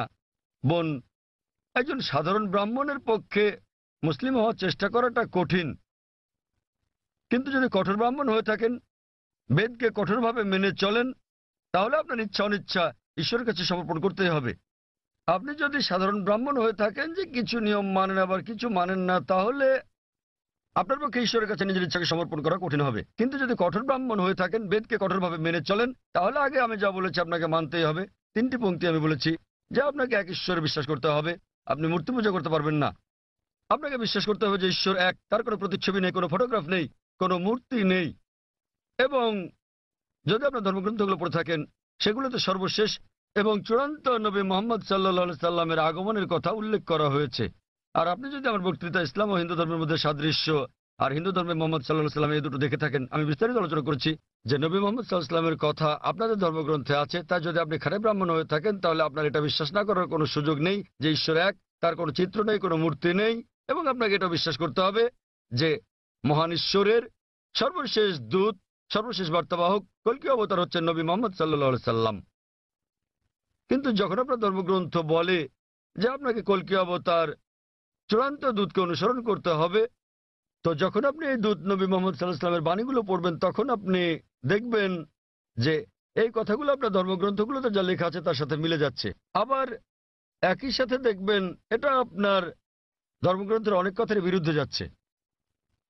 তো এখন আমরা মনে করি যে কোরআন সর্বশক্তিমান আল্লাহর শেষ ও চূড়ান্ত নির্দেশনা, যা নাজিল করা হয়েছিল সর্বশেষ ও চূড়ান্ত নবী মুহাম্মদ সাল্লাল্লাহু সাল্লামের উপরে। এই কোরআন হলো ফোরকান, এটা হলো ন্যায় এবং অন্যায়ের পার্থক্যকারী। তাই কোরআনের সাথে যা যা মিলে যায়, সেটা যদি বাইবেলে উল্লেখ থাকে অথবা থাকে বেদে অথবা মহাভারতে অথবা রামায়ণে, নিশ্চিতভাবে আপনি ধরে নিতে পারেন যে তা হয়েছে সর্বশক্তিমান ঈশ্বরের ইচ্ছা ও আদেশ অনুসারেই। যদি সেটা বিরুদ্ধে যায়, আপনাকে মানতে হবে যে এটা হচ্ছে সর্বশক্তিমান ঈশ্বরের ইচ্ছা ও আদেশের বিপরীত। তাই আপনি যদি একনিষ্ঠ ব্রাহ্মণ হন, ব্রাহ্মণিজম চর্চা করে থাকেন, আপনাকে এক ঈশ্বরে বিশ্বাস করতে হবে, মূর্তি পূজার বিরোধিতা করতে হবে। আর আপনি যদি আমার সেই বক্তৃতা ইসলাম ও হিন্দু ধর্মের সাদৃশ্য শুনে থাকেন, সেখানে যা বলা হয়েছে, আপনি যদি কমপক্ষে ইনশাআল্লাহ এগুলো আপনাকে জান্নাতে নেওয়ার জন্য যথেষ্ট হবে ইনশাআল্লাহ। তাই আপনি যদি আমার বক্তৃতা ইসলাম ও হিন্দু ধর্মের মধ্যে সাদৃশ্য শুনে থাকেন, সর্বশক্তিমান ঈশ্বরের একত্ববাদ সম্বন্ধে, নবী মুহাম্মদ সাল্লাল্লাহু সাল্লাম সম্বন্ধে, কিভাবে সালাত আদায় করা যায়, মদ খাওয়া যাবে না, শুকরের মাংস খাওয়া যাবে না, যা কোরআনের সাথে সাথে আপনাদের ধর্মগ্রন্থ বলা আছে, আপনাদের বেদে শালীনতার বিষয়ে বলা আছে যে মহিলাদের নিজেদের আবৃত রাখা উচিত, যা কোরআনেও বলা আছে। তাই আমার সেই বক্তৃতায় যা যা আমি বলেছি, আরো অনেক বিষয় আছে, কিন্তু আপনি যদি শুধু এই বিষয়গুলো ভালোভাবে অনুসরণ করেন বোন, ইনশাল্লাহ ইনশাল্লাহ এগুলো আপনাকে এই পরীক্ষায় পাশ করিয়ে দেওয়ার জন্য যথেষ্ট। আপনি চাইলে আরো অনেক কিছু অনুসরণ করতে পারেন, কিন্তু কমপক্ষে এই বিষয়গুলো, এই প্রধান বিষয়গুলো যা আমি উল্লেখ করেছি, কিন্তু আপনার ধর্মগ্রন্থে যা বিতর্কিত, আপনার তা অনুসরণ করা উচিত নয়। কারণ আপনাদের পণ্ডিতগণই বলেন যে এটা সময়ের আবর্তনে পরিবর্তিত হয়ে গেছে। আমাদের বুঝতে হবে যে এই বিষয়গুলো হচ্ছে তথ্য বিকৃতি, হস্তক্ষেপিত, সত্যের অতিরঞ্জন। তাই মিলগুলো শুধু অনুসরণ করেন, ইনশাল্লাহ ইনশাল্লাহ আপনি একজন ভালো ব্রাহ্মণ হতে পারবেন। আপনি নিজ ধর্মগ্রন্থের অনুশাসন মেনে চলেন, জাফর খান এবং কোরআনের সাথে মিলে যায়, এবং ইনশাল্লাহ একজন নিয়মনিষ্ঠ মুসলমানও হতে পারেন। তো আশা করি ইনশাল্লাহ যে সর্বশক্তিমান আল্লাহ আপনাকে হৃদায়ত দান করুন। বোন, আপনি কি বিশ্বাস করেন ইসলাম ও হিন্দু ধর্মের সাদৃশ্য নিয়ে আমি আলোচনায় যে কথাগুলো বলেছিলাম? হ্যাঁ স্যার, পুরোপুরি। বোন, আমার লেকচারের কথাগুলোর সঙ্গে আপনি একমত? জি স্যার। আপনি কি নিয়মগুলো মানতে রাজি আছেন? হ্যাঁ হ্যাঁ, রাজি আছি। তাহলে আপনি যেহেতু এগুলো মানতে রাজি আছেন, আমি যা বলেছি, সুতরাং আপনি প্রকৃতই নিজের ইচ্ছা অনিচ্ছাকে আল্লাহর কাছে সমর্পণ করলেন। আরবিতে আপনি বলতে পারেন মুসলমান, বাংলায় বলতে পারেন আল্লাহর কাছে নিজের ইচ্ছাকে সমর্পণকারী। তো যদি একমত হন যে ধর্মগ্রন্থগুলোতে বলা আছে এক ঈশ্বরের উপাসনা করতে হবে, তিনি ছাড়া আর উপাস্য নেই, মূর্তি পূজা করা অন্যায়, আপনি যদি সর্বশেষ ও চূড়ান্ত নবী কলকি অবতার মুহাম্মদ সাল্লাল্লাহু আলাইহি সাল্লাম এবং তার শিক্ষার উপর বিশ্বাস রাখেন, তাহলে আমার মতে, আমি যদি আরবিতে বলি, আমাকে বলতে হবে যে আপনি ইসলাম ধর্ম পালন করছেন এবং আপনি একজন মুসলিম। বোন, আপনি কি একমত আছেন? জি স্যার, একমত। তাহলে আপনি কি জনসমক্ষে বলতে পারবেন যে আরবি নিয়মে আপনি একজন মুসলিম? বোন, আপনি কি আরবি নিয়মে ঘোষণা দিতে পারবেন এটা? যেহেতু আপনি মেনে নিয়েছেন একজন ঈশ্বর এবং নবী মুহাম্মদ সাল্লাল্লাহু আলাইহি সাল্লাম সর্বশেষ চূড়ান্ত নবী, তো আপনি কি ঘোষণা দিতে পারবেন যে আপনি একজন মুসলিম? আমি বলছি না যে আমি একজন মুসলিম, যদিও আপনি যা বলেছেন আমি তার সাথে একমত। এখন আপনি যদি মেনে নেন যে ঈশ্বর একজন এবং তার হ্যাঁ। কোনো মূর্তি বা ছবি নেই এবং একমাত্র তারই উপাসনা করতে হবে, আর আপনি যদি মেনে নেন যে নবী মুহাম্মদ সাল্লাল্লাহু আলাইহি সাল্লাম আল্লাহ প্রেরিত দূত, এই দুটোই যথেষ্ট আপনাকে ইসলাম ধর্মের জগতে নিয়ে আসার জন্য, আপনি পাশ করেছেন। অন্যান্য বিষয়গুলো পরে আসবে। তো আপনি যদি মানেন ঈশ্বর এক, তার কোনো প্রতিচ্ছবি নেই, আপনি যদি মূর্তি পূজা করতে অস্বীকার করেন এবং আপনি মানেন যে নবী মুহাম্মদ সাল্লাল্লাহু আলাইহি সাল্লাম শেষ ও চূড়ান্ত নবী, তাহলে আপনি এই জগতে প্রবেশ করতে পারবেন ইনশাআল্লাহ, অথবা সঠিকভাবে বলতে গেলে এই জীবন দর্শনে। এবং ইনশাআল্লাহ এভাবে চর্চা চালিয়ে গেলে আপনি কি এই জীবনধারায় আসতে চান বোন? ঈশ্বর চাইলে। হ্যাঁ, এই তো ইনশাআল্লাহ, মাশাআল্লাহ। তো বোন, আমি আবারও আপনাকে জিজ্ঞেস করতে চাই আনুষ্ঠানিকভাবে, বোন, আপনি কি বিশ্বাস করেন যে এক ঈশ্বর? হ্যাঁ, করি। বিশ্বাস করেন যে সর্বশক্তিমান ঈশ্বর ছাড়া আর কারো উপাসনা করা উচিত নয়? হ্যাঁ হ্যাঁ। আপনি কি একমত যে মূর্তি পূজা ঠিক নয়? পুরোপুরি না হলেও কিছুটা একমত। না, দেখলেন তো, পুরোপুরি না কিছুটা, এটাই বলতে পারছেন না। আপনি এটা বলতে পারেন না যে কেকটা খেতে চাই, পেতে চাই। মূর্তি পূজা করা সঠিক নয়, নতুবা সঠিক। এর মানে ঈশ্বরের কাছে প্রার্থনার জন্য আপনার মূর্তি পূজার সাহায্য নিতে হবে না, কোনো মূর্তি পূজা করতে হবে না। আপনি কি মানেন যে ঈশ্বরের কোনো প্রতিরূপ নেই? হ্যাঁ। আচ্ছা, আপনি মানেন, এর মানে আপনি বলছেন ঈশ্বরের কোনো প্রতিমূর্তি নেই? হ্যাঁ। ঠিক আছে। আপনি কি মানেন যে নবী মুহাম্মদ সাল্লাল্লাহু আলাইহি সাল্লাম সর্বশেষ চূড়ান্ত নবী? আমি আসলে এইটুকু পর্যন্ত ভালো করে জানি না, কিন্তু অন্যগুলো আপনি যা বলেছেন আমি মানছি, কিন্তু আমি আসলেই সর্বশেষ বিষয়গুলো জানি না। আপনি কি মানেন যে তিনি আল্লাহ প্রেরিত দূত? হ্যাঁ মানি। আপনি মানেন তিনি আল্লাহর দূত? হ্যাঁ। চমৎকার, চর্চাটাই আসল। একজন নির্ভেজাল মুসলিম হওয়া সহজ কথা নয়, আমরাও চেষ্টা করছি। তবু আমি যদি বলি আপনি কি আমার সাথে কালিমায়ে শাহাদা পাঠ করবেন? আপনি কি শাহাদাত পাঠ করবেন, যা আসলে আরবিতে একটা ঘোষণা, ওই একই কথা যা আমি বলেছি যে আল্লাহ ছাড়া কোনো প্রভু নেই আর নবী মুহাম্মদ সাল্লাল্লাহু আলাইহি ওয়াসাল্লাম তার দূত? আরবিতে এটা বলতে চান? হ্যাঁ স্যার, বেশ, অবশ্যই। আমি আরবিতে বলবো, আপনি আমার সাথে সাথে বলবেন, আর পরে এটার অনুবাদও বলবো। ঠিক আছে। আশহাদু আশহাদু আল্লাহ আল্লাহ ইলাহা ইলাহা ইল্লাল্লাহ ইল্লাল্লাহ ওয়া আশহাদু ওয়া আশহাদু আন্না আন্না মুহাম্মাদান মুহাম্মাদান আবদুহু আবদুহু ওয়া রাসূলুহু। ওয়া রাসূলুহু। আমি সাক্ষ্য দিচ্ছি, আমি সাক্ষ্য দিচ্ছি আমি সাক্ষ্য দিচ্ছি যে যে কোনো উপাস্য নেই কোনো উপাস্য নেই আল্লাহ ছাড়া, আল্লাহ ছাড়া, আর আমি সাক্ষ্য দিচ্ছি আর আমি সাক্ষ্য যে দিচ্ছি নবী মুহাম্মদ সাল্লাল্লাহু আলাইহি যে সাল্লাম নবী মোহাম্মদ সাল্লাল্লাহু আলাইহি হলেন সাল্লাম হলেন আল্লাহর আল্লাহর বান্দা এবং রাসূল। বান্দা এবং রাসূল। মাশাআল্লাহ। বোন, ধন্যবাদ। এখন আপনি একজন মুসলিম এবং আমি প্রার্থনা করছি যেন আল্লাহ সুবহানাহু ওয়া তাআলা আপনাকে পথ প্রদর্শন করেন। আর আমি চাই যে ইনশাআল্লাহ সকল ভাই বোনেরা যখনই কেউ ইসলাম গ্রহণ করবেন আপনারা তাকে জ্ঞানের দিক থেকে সাহায্য করবেন, এভাবেই আপনারা সমাজসেবা করতে পারেন। বোন, আপনার কাছে একটা অনুরোধ আমার, যে ইনশাআল্লাহ আপনি কোরআন অনুবাদ সহ পড়বেন, এমনকি যদি আগেও পড়ে থাকেন তবুও, এবং নির্দেশনাগুলো মেনে চলবেন, এবং ইনশাআল্লাহ আপনি তখন আল্লাহর কাছে নিজের ইচ্ছা সমর্পণকারী একজন নিষ্ঠাবান মানুষ হতে পারবেন। আর আমাদের জন্য দোয়া করবেন বোন।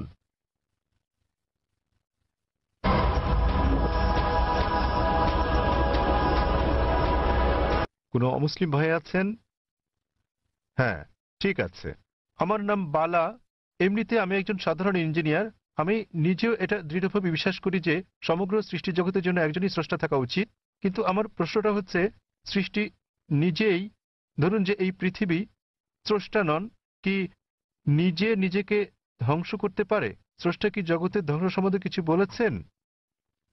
ভাই একটা প্রশ্ন করলেন যে তিনি একমাত্র স্রষ্টা একজনই এবং এই বিশ্বব্রহ্মাণ্ড সবকিছু তিনি সৃষ্টি করেছেন। এই স্রষ্টা কি নিজে পৃথিবী ধ্বংস করতে পারেন? এর কোনো উল্লেখ আছে কি না? আপনি যদি কোরআন পড়েন, যা সৃষ্টিকর্তা আল্লাহ সুবহানাহু ওয়া তাআলার সর্বশেষ চূড়ান্ত বার্তা, এটা বলা আছে যে তিনি এই ব্রহ্মাণ্ড তৈরি করেছেন এবং তিনি একদিন এটা ধ্বংস করে দেবেন, এটা বলা আছে। এবং যখন এটা ধ্বংস করবেন তিনি নতুন আরেকটা সৃষ্টি করবেন।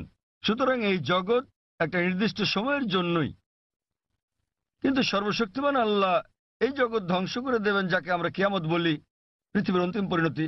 এবং আজকাল বিজ্ঞানীরা বলছেন যে ব্রহ্মাণ্ড একসময় ধ্বংস হয়ে যাবে। অনেক ধরনের তত্ত্ব বিজ্ঞানীরা দিয়ে থাকেন, যেমন ব্ল্যাক হোল বা এই ধরনের বিষয়, কিন্তু অনেকগুলো তত্ত্ব আবার কোরআনের বক্তব্যের সাথে মিলে যায়। যেমন ধরেন, কোরআন বলে যে সূর্য এবং চন্দ্র একসাথে মিলে যাবে, কোরআন বলে যে সমুদ্র ফুলে উঠবে, কোরআন বলে যে নক্ষত্রগুলো ঝরে পড়বে, কোরআন বলে যে সমগ্র সৃষ্টি জগৎ ধ্বংসের মুখে এসে দাঁড়াবে। এবং এই বিষয়ে যা বলা আছে তার অনেকগুলো বিজ্ঞানীদের দেওয়া তত্ত্বের সাথে মিলে যায়। তত্ত্ব কেন? কারণ এগুলো হচ্ছে অনুমান।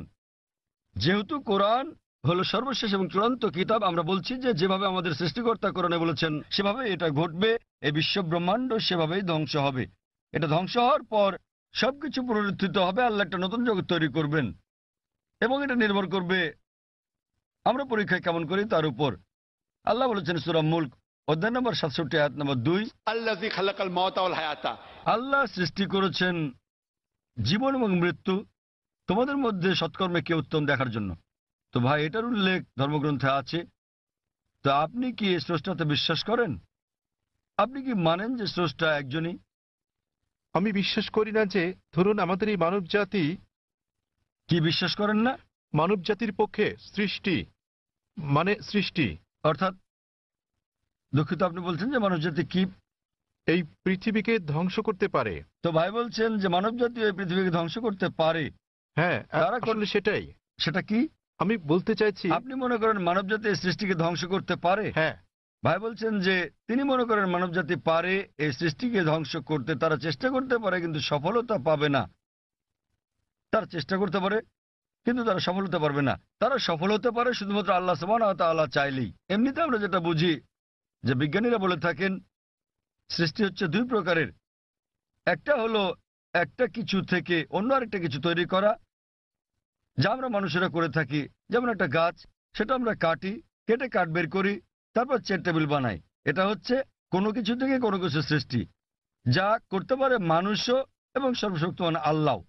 কিন্তু অন্য ধরনের সৃষ্টিটা হচ্ছে শূন্য থেকে কোনো কিছু তৈরি করা, যা মানুষ কখনোই করতে পারবে না, শুধু আমাদের ঈশ্বরই করতে পারেন, শুধু আল্লাহই করতে পারেন। তাই আরবিতে খালাকা শব্দের দুটো মানে আছে। একটা মানে হলো কোনো কিছু থেকে আরেকটা কিছু তৈরি করা, এবং খালাকা শব্দের অন্য মানেটা হচ্ছে শূন্য থেকে কিছু তৈরি করা। এবং সর্বশক্তিমান এই চ্যালেঞ্জটা দিচ্ছেন সূরা তুরে অধ্যায় নম্বর 52 আয়াত নম্বর 35। তোমরা কি শূন্য থেকে কিছু তৈরি করতে পারো? উত্তর হচ্ছে না। একইভাবে আপনি যখন বলছেন যে আপনি ধ্বংস করছেন, আপনি গাছটিকে ধ্বংস করছেন, গাছটি চেয়ার টেবিলে রূপান্তরিত হলো,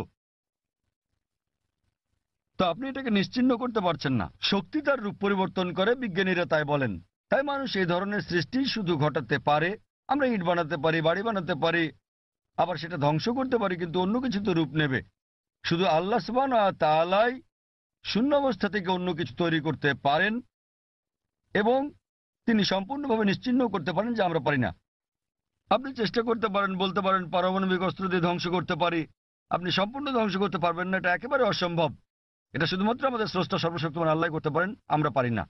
এ কারণে পবিত্র কোরআন বলে যে স্রষ্টা এই জগৎ তৈরি করেছেন এবং তিনি এটি ধ্বংস করে আরেকটি নতুন জগৎ তৈরি করবেন।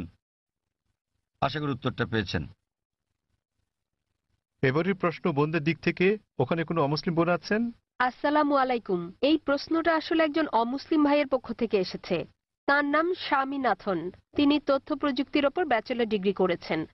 তার প্রশ্নটি হলো, ইসলাম কেন সমালোচনার ব্যাপারে এতটা স্পর্শকাতর, আর কেন সালমান রুশদি বা ইউরোপীয় কার্টুনিস্টকে মৃত্যু পরোয়ানা দেয়া হয়? সহজ ভাষায় বলতে গেলে ফতোয়া। আর একটু ভালোভাবে কি প্রতিক্রিয়া দেখানো সম্ভব নয়? বলে একটা ভালো প্রশ্ন করেছেন একজন অমুসলিম ভাইয়ের পক্ষ থেকে, যে কেন মুসলমানরা সমালোচনার প্রতি এত স্পর্শকাতর। তিনি সালমান রুশদির প্রসঙ্গ এনেছেন। সমালোচনার ব্যাপারে কেন এত সংবেদনশীল? বোন, প্রতিটি মানুষই সংবেদনশীল। আপনি আমাকে একজন মানুষ দেখান যে সংবেদনশীল নয়, কিন্তু তাদের সংবেদনশীলতা বদলাতে থাকে। সংবেদনশীলতা পরিবর্তিত হয়। কিছু নির্দিষ্ট ব্যাপারে আমরা সংবেদনশীল, কিছু ব্যাপারে তা নই। তাই প্রতিটি মানুষের ক্ষেত্রে এটা পরিবর্তিত হয়। যখন মুসলমানদের ব্যাপারে বলতে হয়, আমরা মুসলমান, আমরা আমাদের পালনকর্তা আল্লাহ সুবহানাহু ওয়া তাআলাকে ভালোবাসি এবং আল্লাহ রাসূলকে ভালোবাসি। এবং নবী মুহাম্মদ সাল্লাল্লাহু আলাইহি সাল্লাম বলেছেন যে কোনো মুসলমানই প্রকৃত মুসলমান নয় যতক্ষণ পর্যন্ত সে আল্লাহ এবং তার রাসূলকে নিজের চেয়েও বেশি না ভালোবাসে, আল্লাহ এবং তার রাসূলকে নিজের চেয়েও বেশি ভালো না বাসে। এখন আমরা যদি দেখি যে কিছু মানুষ তাদের সন্তানদের সবচেয়ে বেশি ভালোবাসে। একটা গবেষণায় দেখা গেছে যে বানরেরা তাদের সন্তানদের খুব ভালোবাসে। তো একটা বানরকে একটা কুয়ার মধ্যে রাখা হলো তার বাচ্চার সাথে, তারপর পানি ঢালা হলো, কুয়ার ভেতর পানি বাড়তে লাগলো। তখন বানরটা তার বাচ্চাটাকে কোলে তুলে নিল। পানি বাড়তে থাকলে সে তার বাচ্চাটাকে বাঁচাতে চেষ্টা করছিল। যখন সে আর বাঁচাতে পারল না, সে নিজে বাচ্চা ফেলে লাফ দিয়ে বেরিয়ে এলো। তাহলে তারা তাদের বাচ্চাকে অনেক বেশি ভালোবাসে, কিন্তু নিজের জীবনের চেয়ে বেশি নয়। এ কারণে এই বাচ্চাটাকে নিয়ে আসতে না পেরে সে নিজে লাফ দিয়ে বেরিয়ে চলে এলো। এটা একটা পরীক্ষা মাত্র। একইভাবে মানুষও তার বাচ্চাকে ভালোবাসে, নিজেকে ভালোবাসে, ঠিক আছে। কিন্তু যখন মুসলমানদের প্রসঙ্গ আসে, আমরা আল্লাহ এবং তার রাসূলকে নিজের চেয়ে বেশি ভালোবাসি। উদাহরণস্বরূপ, আপনি যদি আমাকে অপমান করেন, আমি এটা পছন্দ করব না, কিন্তু কিছু মনেও করব না। আমি পছন্দ করব না, কিছু মনেও করব না, ঠিক আছে, সমস্যা নেই। কিন্তু আপনি যদি আল্লাহ এবং তার রাসূলকে অবমাননা করেন, আমি বেশি কষ্ট পাবো। এটা সংবেদনশীলতা নয়, এটার কারণ হচ্ছে তারা আমার খুব কাছের। সুতরাং মুসলমানদের কাছে আল্লাহ এবং তার রাসূল খুবই ঘনিষ্ঠ, এমনকি আমাদের সন্তানদের চেয়েও ঘনিষ্ঠ, স্ত্রীর চেয়েও ঘনিষ্ঠ, স্বামীর চেয়েও ঘনিষ্ঠ, নিজের জীবনের চেয়েও ঘনিষ্ঠ। তো এ কারণে আমি বলবো যে আপনি একটু অন্যভাবে প্রশ্নটা করতে পারতেন, যে কেন মুসলমানরা আল্লাহ এবং তার রাসূলকে এত বেশি ভালোবাসে। আপনি আমাকে একজন মানুষ দেখান, আপনি যদি তাকে অপমান করেন ঠিক আছে, কিন্তু তার মাকে অপমান করলে সে রেগে যাবে। যদি কারো মাকে নিয়ে বাজে কথা বলেন, সে অবশ্যই রেগে যাবে। তো আমরা আমাদের আল্লাহ এবং রাসূলকে আমাদের মায়ের চেয়ে বেশি ভালোবাসি। এই ব্যাপারগুলোর উপর ভিত্তি করে মুসলমানেরা বোঝাতে চান যে যখন সালমান রুশদি ব্র্যাকেটে একজন তথাকথিত মুসলিম পরিবারে জন্ম, যখন তিনি বই লেখেন, মিথ্যে সমালোচনা করেন শুধু কিছু বুঝতে পারছেন কিছু টাকার জন্য, সে কারণে তখন মুসলমানরা তার তীব্র প্রতিবাদ করে। আপনি বলছেন প্রতিবাদ করার আর কোনো ভালো উপায় ছিল কিনা? আমিও মনে করি মুসলমানদের প্রতিবাদের সবগুলো উপায় সঠিক ছিল না। অনেক সময় জানমালের ক্ষতি হয়েছে, যা আমিও সমর্থন করি না, কিন্তু তারা সংবেদনশীল, যেহেতু এটার সাথে আমাদের পালনকর্তা আল্লাহ সুবহানাহু ওয়া তাআলা এবং তার দূত জড়িত। কিন্তু আমাদের খারাপ লাগা উচিত, কিন্তু তাদের কেউ কেউ অতি প্রতিক্রিয়াশীল, কেউ কেউ আবার প্রতিবাদ করেছেন সহিংস উপায়ে, যেটা করা উচিত নয়। কেউ কেউ শান্তিপূর্ণ করা ঠিক আছে, প্রতিবাদ করা উত্তম। আর আপনি হয়তো আমার একটা আলোচনা ধর্মীয় মৌলবাদ কি মত প্রকাশের অধিকারের জন্য বাধাস্বরূপ শুনে থাকবেন। আমি বিস্তারিত বলেছি সালমান রুশদি কি করেছেন আর তিনি কিভাবে বইটি লিখেছেন।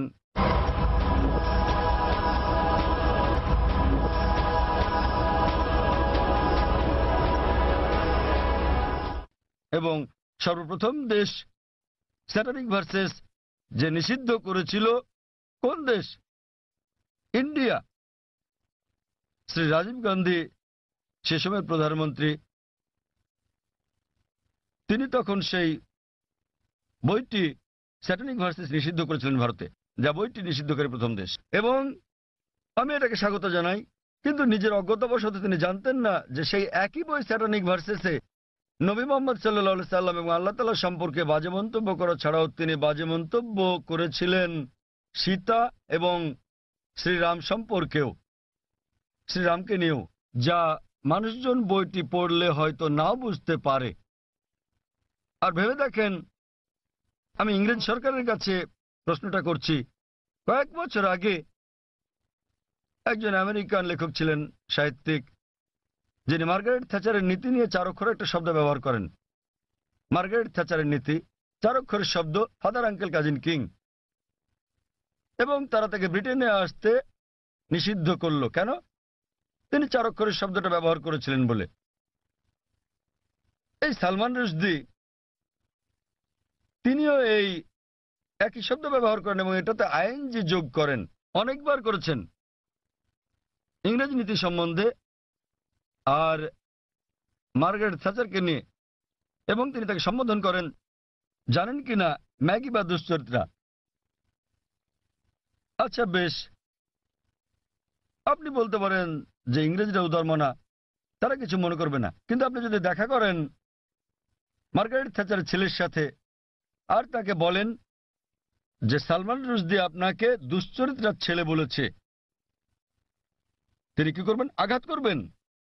তো সংবেদনশীলতা কি এটার উপর ভিত্তি করে? সবাই আসলে সংবেদনশীল। আবার মনে করেন এই একই ইংরেজ সরকার, যা কিনা একজন আমেরিকান লেখককে নিষিদ্ধ করেছিল 4 অক্ষরের শব্দের জন্য, সালমান রুশদিকে তারা মেনে নেয়। কেন? কি কারণে?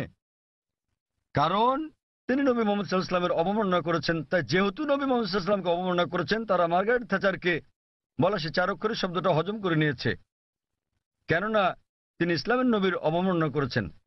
তো এভাবেই নীতিগুলো বদলাতে থাকে। আমরা যেটা বুঝি যে ইসলাম ধর্মে মত প্রকাশের স্বাধীনতা আছে, বক্তব্যের স্বাধীনতা আছে, কিন্তু এটা কখনোই সীমা অতিক্রম করবে না, এটা কাউকে কষ্ট দিতে পারবে না।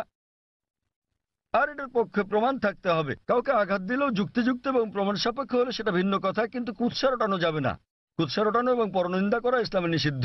তো এর উপর ভিত্তি করে মুসলমানরা, যেহেতু সালমান রুশদি, যেহেতু সে আমাদের নবী মুহাম্মদ সাল্লাল্লাহু আলাইহি ওয়াসাল্লামকে অবমাননা করেছে এবং কুৎসা রটিয়েছে, এই কারণেই মুসলমানদের খারাপ লেগেছে এবং তারা রাগান্বিত হয়েছে। আর এটা আমি সমর্থন করি। এবং আমরা যদি বিশ্লেষণ করি, অধিকাংশ ধর্মেই ধর্মকে অবমাননা করার শাস্তি খুব কঠিন। আপনি যদি পড়েন বাইবেল, যদি আপনি হিন্দু ধর্মগ্রন্থগুলো পড়েন, কোরআন শরীফ যদি পড়েন, আর এটাকে ধর্মের অবমাননা বলে জানি, এ কারণে মুসলমানরা এত রাগান্বিত। আর আমরা সংবেদনশীল, কারণ এটা এমন একটা কিছুর বিপক্ষে যা আমরা আমাদের জীবনের চেয়ে বেশি ভালোবাসি। আশা করি উত্তরটা পেয়েছেন।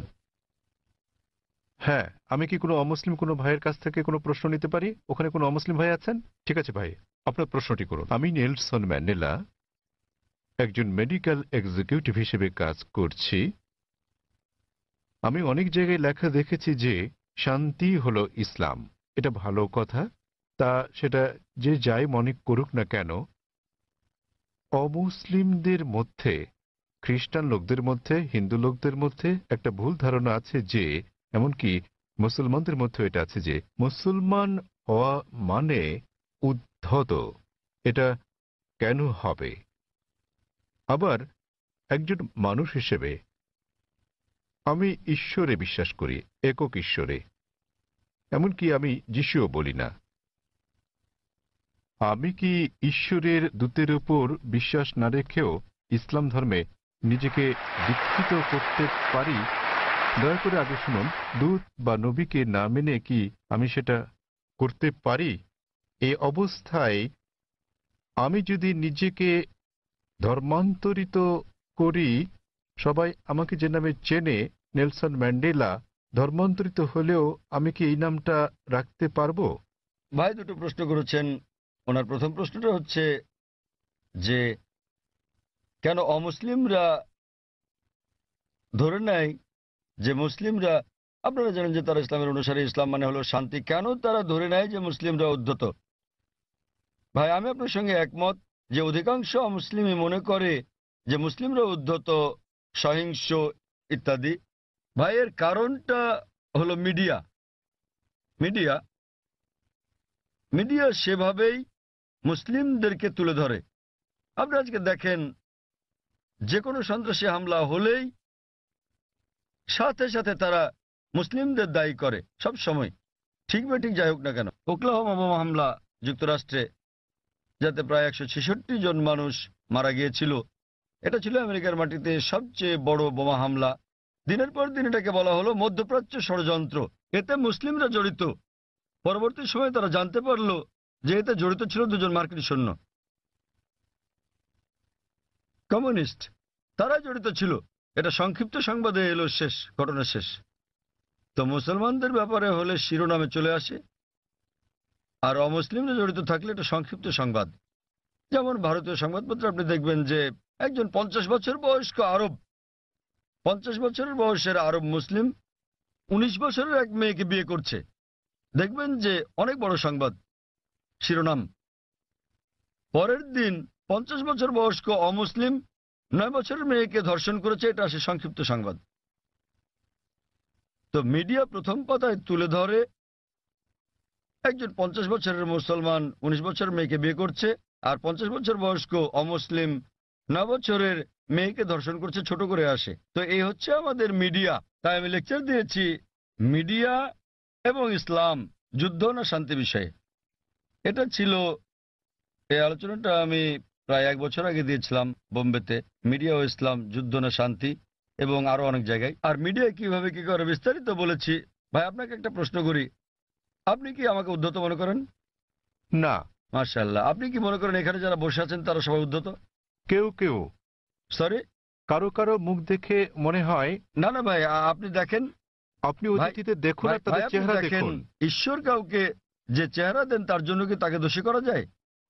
আমি আপনার মুখ দেখতে পাচ্ছি না, এখান থেকে আপনার মুখ দেখতে পাচ্ছি না, আপনিও পর্দা আমার মুখ দেখতে পাচ্ছেন, আমি দেখছি না। খোদা না করুক আপনার চেহারা যদি উদ্ধত হয়, আপনাকে দায়ী করা যাবে?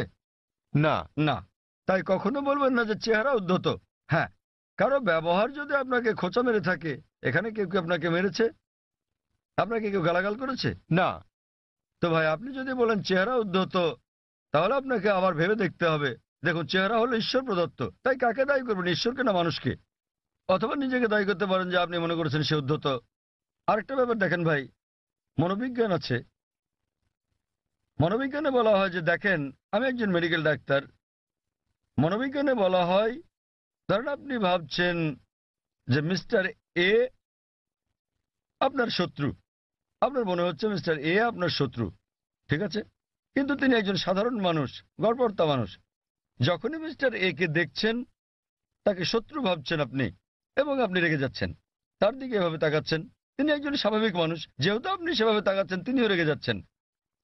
তো যখনই তিনি রাগছেন, হ্যাঁ বলেছিলাম না, দেখলেন আমার দিকে কিভাবে তাকাচ্ছে? প্রথমে তো আপনি তাকিয়েছেন, তিনি একজন সাধারণ মানুষ, যেহেতু আপনি মনে মনে ভেবে নিয়েছেন যে মিস্টার এ আপনার শত্রু, তিনি যখনই আসেন আপনি শত্রুর মতো আচরণ করছেন তার সাথে। তিনি স্বাভাবিক, কিন্তু আপনি তাকে দেখছেন, তার চলাফেরা দেখছেন, রেগে তাকাচ্ছেন। তিনি ভাবছেন এই লোকটা আমার দিকে রেগে তাকাচ্ছে, তাই তিনিও রেগে যাচ্ছেন। তখন আপনি বলছেন দেখেন আমার দিকে কিভাবে তাকাচ্ছে, কিন্তু শুরু করেছে কি আপনি। তো এই মনস্তাত্ত্বিক মিডিয়া মানুষের মনের মধ্যে মাকড়সার জাল তৈরি করে দিয়েছে। মিডিয়ার ফাঁদ হচ্ছে মুসলমানরা উদ্ধত, সন্ত্রাসী, সহিংস, আপনাকে মেরে ফেলবে। তো আপনি খুব সাবধান হয়ে গেলেন, মানুষের মুখের দিকে তাকাচ্ছেন, হয়তো কেউ সন্ত্রাসীর মতো দেখতে। কারণ যখনই তারা বলছে সন্ত্রাসী মাথায় টুপি পরিয়ে দিচ্ছে, তো যখনই মাথায় টুপি পরা কাউকে দেখছেন আপনি ভাবছেন সন্ত্রাসী। তো আসলে এটা হলো মিডিয়া যেভাবে বিষয়টাকে দেখাচ্ছে। তাই টুপির সাথে আমি স্যুট পরি, পশ্চিমা পোশাক এবং ইসলামী পোশাক, আর পাজামা আমার গোড়ালির উপরে, তো আমি এটা মিশ্রণ করি। মিশ্রণ হলো পশ্চিমা সংস্কৃতির, হালাল কিছু আমি নিতে পারি, কিন্তু আমি মাথায় টুপি পরি। তো আসলে এটা হলো মিডিয়া। কিন্তু এমনিতে হ্যাঁ, সমাজে কিছু বিপদগামী লোক থাকতে পারে। আমি বলছি না যে নিজেদের মুসলমান দাবি করা সকল মুসলমানই ভালো লোক, সকল ধার্মিক মুসলমান ভালো, কিন্তু মুসলমান নামধারী সবাই ধার্মিক মুসলমান নাও হতে পারে। ভাই আপনি বলেন তো, ভারতের সবচেয়ে বেশি ভারতীয়কে কারা হত্যা করেছে? কারা? আপনি কি জানেন?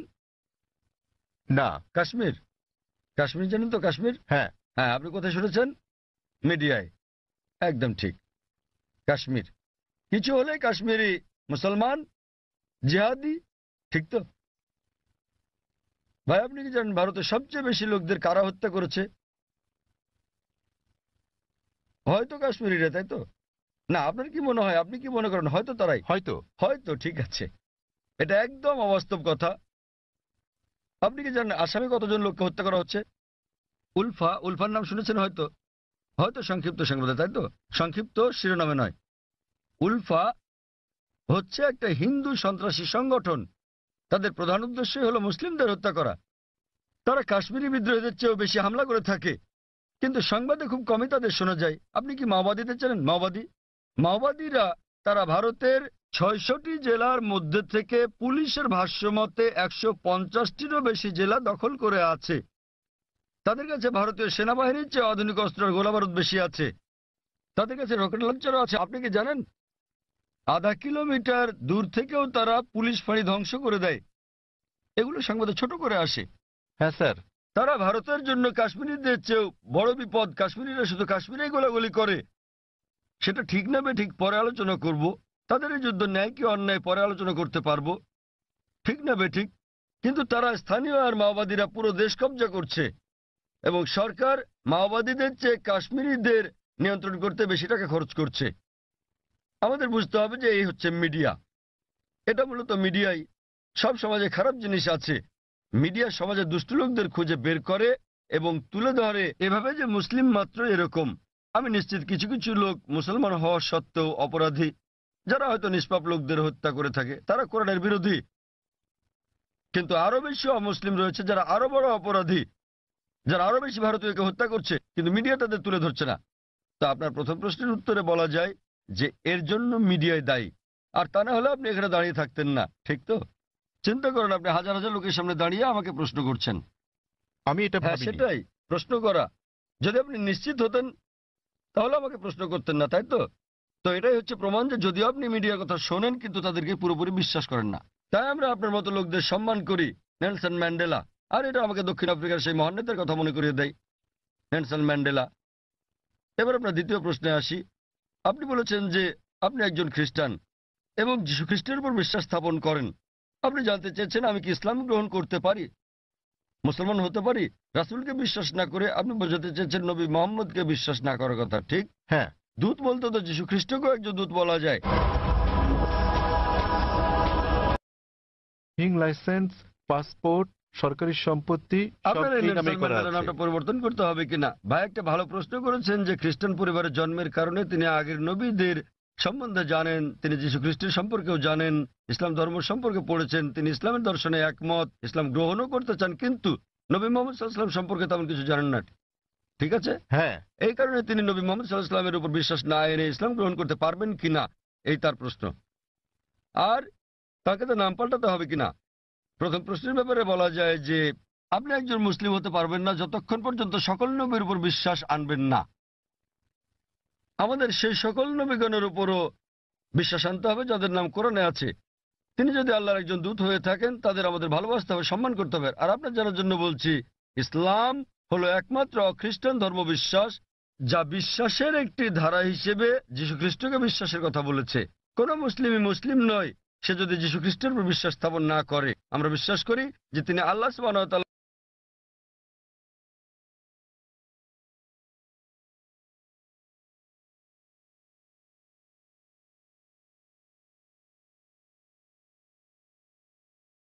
আল্লাহর সবচেয়ে প্রভাবশালী নবীগণের একজন। আমরা বিশ্বাস করি যে তিনি মসীহ, যাকে বলা হয় খ্রিস্ট। বিশ্বাস করেন যে যীশু খ্রিস্ট বা ঈসা আলাইহিস সালাম নিজের অমরত্ব দাবিদার। তিনি বলেন যে তিনি ঈশ্বর। প্রকৃতপক্ষে আপনি যদি বাইবেল পড়েন দেখবেন কোথাও এমন একটাও নিঃশর্ত বক্তব্য নেই সমগ্র বাইবেলে যেখানে যীশু খ্রিস্ট বা ঈসা আলাইহিস সালাম নিজে বলেছেন যে আমি ঈশ্বর অথবা তোমরা আমার উপাসনা করো। আমি আবারও বলছি, যদি পড়েন বাইবেল সেখানে একটিও নিঃশর্ত বক্তব্য নেই, একটিও দ্ব্যর্থহীন বাক্য পাবেন না সমগ্র বাইবেলে যেখানে যীশু খ্রিস্ট বা ঈসা আলাইহিস সালাম নিজে বলেছেন যে আমি ঈশ্বর অথবা তোমরা আমার উপাসনা করো। এমনকি বাইবেলে দেখবেন যীশু খ্রিস্ট বা ঈসা আলাইহিস সালাম নিজে বলেছেন। এর উল্লেখ আছে গসপেল অফ জন অধ্যায় নম্বর 14 অনুচ্ছেদ নম্বর 28। যীশু খ্রিস্ট নিজে বলেছেন আমার পিতা আমার চেয়ে মহান। গসপেল অফ জন অধ্যায় নম্বর 10 অনুচ্ছেদ নম্বর 29, আমার পিতা সবার চেয়ে মহান। গসপেল অফ ম্যাথিউ অধ্যায় নম্বর 12 অনুচ্ছেদ নম্বর 28, আমি ঈশ্বরের শক্তি দিয়ে শয়তানকে পরাভূত করি। গসপেল অফ লুক অধ্যায় নম্বর 11 অনুচ্ছেদ নম্বর 20, আমি ঈশ্বরের আঙ্গুলের ইশারায় শয়তানকে পরাভূত করি। গসপেল অফ জন অধ্যায় নম্বর 5 অনুচ্ছেদ নম্বর 30, আমি নিজের থেকে কিছুই করতে পারি না, আমি যেমন শুনি তেমন বিচার করি, আর আমার বিচার ন্যায্য, কারণ আমি নিজের ইচ্ছায় চলি না, আমার পিতার ইচ্ছায় চলি।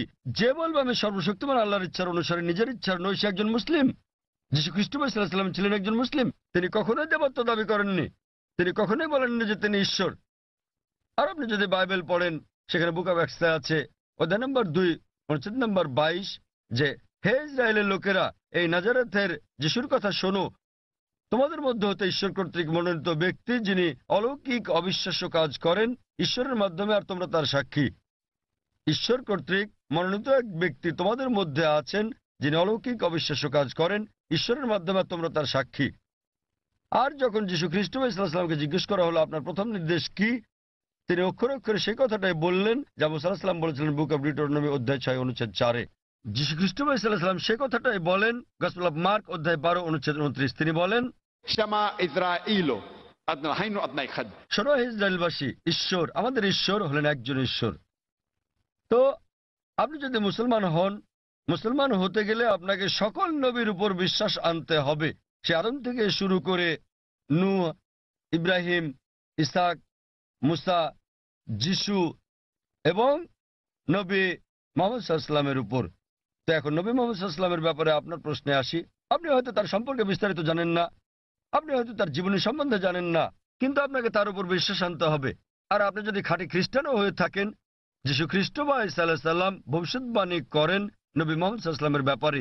নবী মুহাম্মদ সাল্লাল্লাহু আলাইহি ওয়াসাল্লামের ব্যাপারে ভবিষ্যৎবাণী করা হয়েছে ওল্ড টেস্টামেন্টে, এমনকি নিউ টেস্টামেন্টেও ভবিষ্যৎবাণী করা হয়েছে বুক অব ডিউটেরোনমিতে অধ্যায় 18 অনুচ্ছেদ 18, বুক অব ডিউটেরোনমি অধ্যায় 18 অনুচ্ছেদ 19, বুক অব আইজায়া অধ্যায় 29 অনুচ্ছেদ 12, সং অব সলোমন অধ্যায় 5 অনুচ্ছেদ 16, এমনকি নিউ টেস্টামেন্টেও তার কথা বলা হয়েছে। যীশু খ্রিস্ট সাল্লাম বলেছেন নবী মুহাম্মদ সাল্লাল্লাহু আলাইহি সাল্লামের আগমনের ব্যাপারে গসপেল অফ জন অধ্যায় 14 অনুচ্ছেদ 16, গসপেল অফ জন অধ্যায় 15 অনুচ্ছেদ 26, গসপেল অফ জন অধ্যায় 16 অনুচ্ছেদ 7 এবং গসপেল অফ জন অধ্যায় 16 অনুচ্ছেদ 12 থেকে 14। আপনার বোঝার জন্য আমি শুধু শেষের অনুচ্ছেদটা বলবো। সবার শেষে যেটা বললাম, যীশু খ্রিস্ট সাল্লাম বলেন গসপেল অফ জন অধ্যায় নম্বর 16 অনুচ্ছেদ 12 থেকে 14 যে তোমাদেরকে আমার অনেক কিছুই বলার আছে, কিন্তু তোমরা এখন তা গ্রহণ করতে পারবে না। যখন সত্যের আত্মা আসবেন তিনি তোমাদের সত্যের পথে পরিচালিত করবেন। তিনি নিজ থেকে কিছু বলবেন না, তিনি যা শুনবেন তাই বলবেন, তিনি আমাকে মহিমান্বিত করবেন।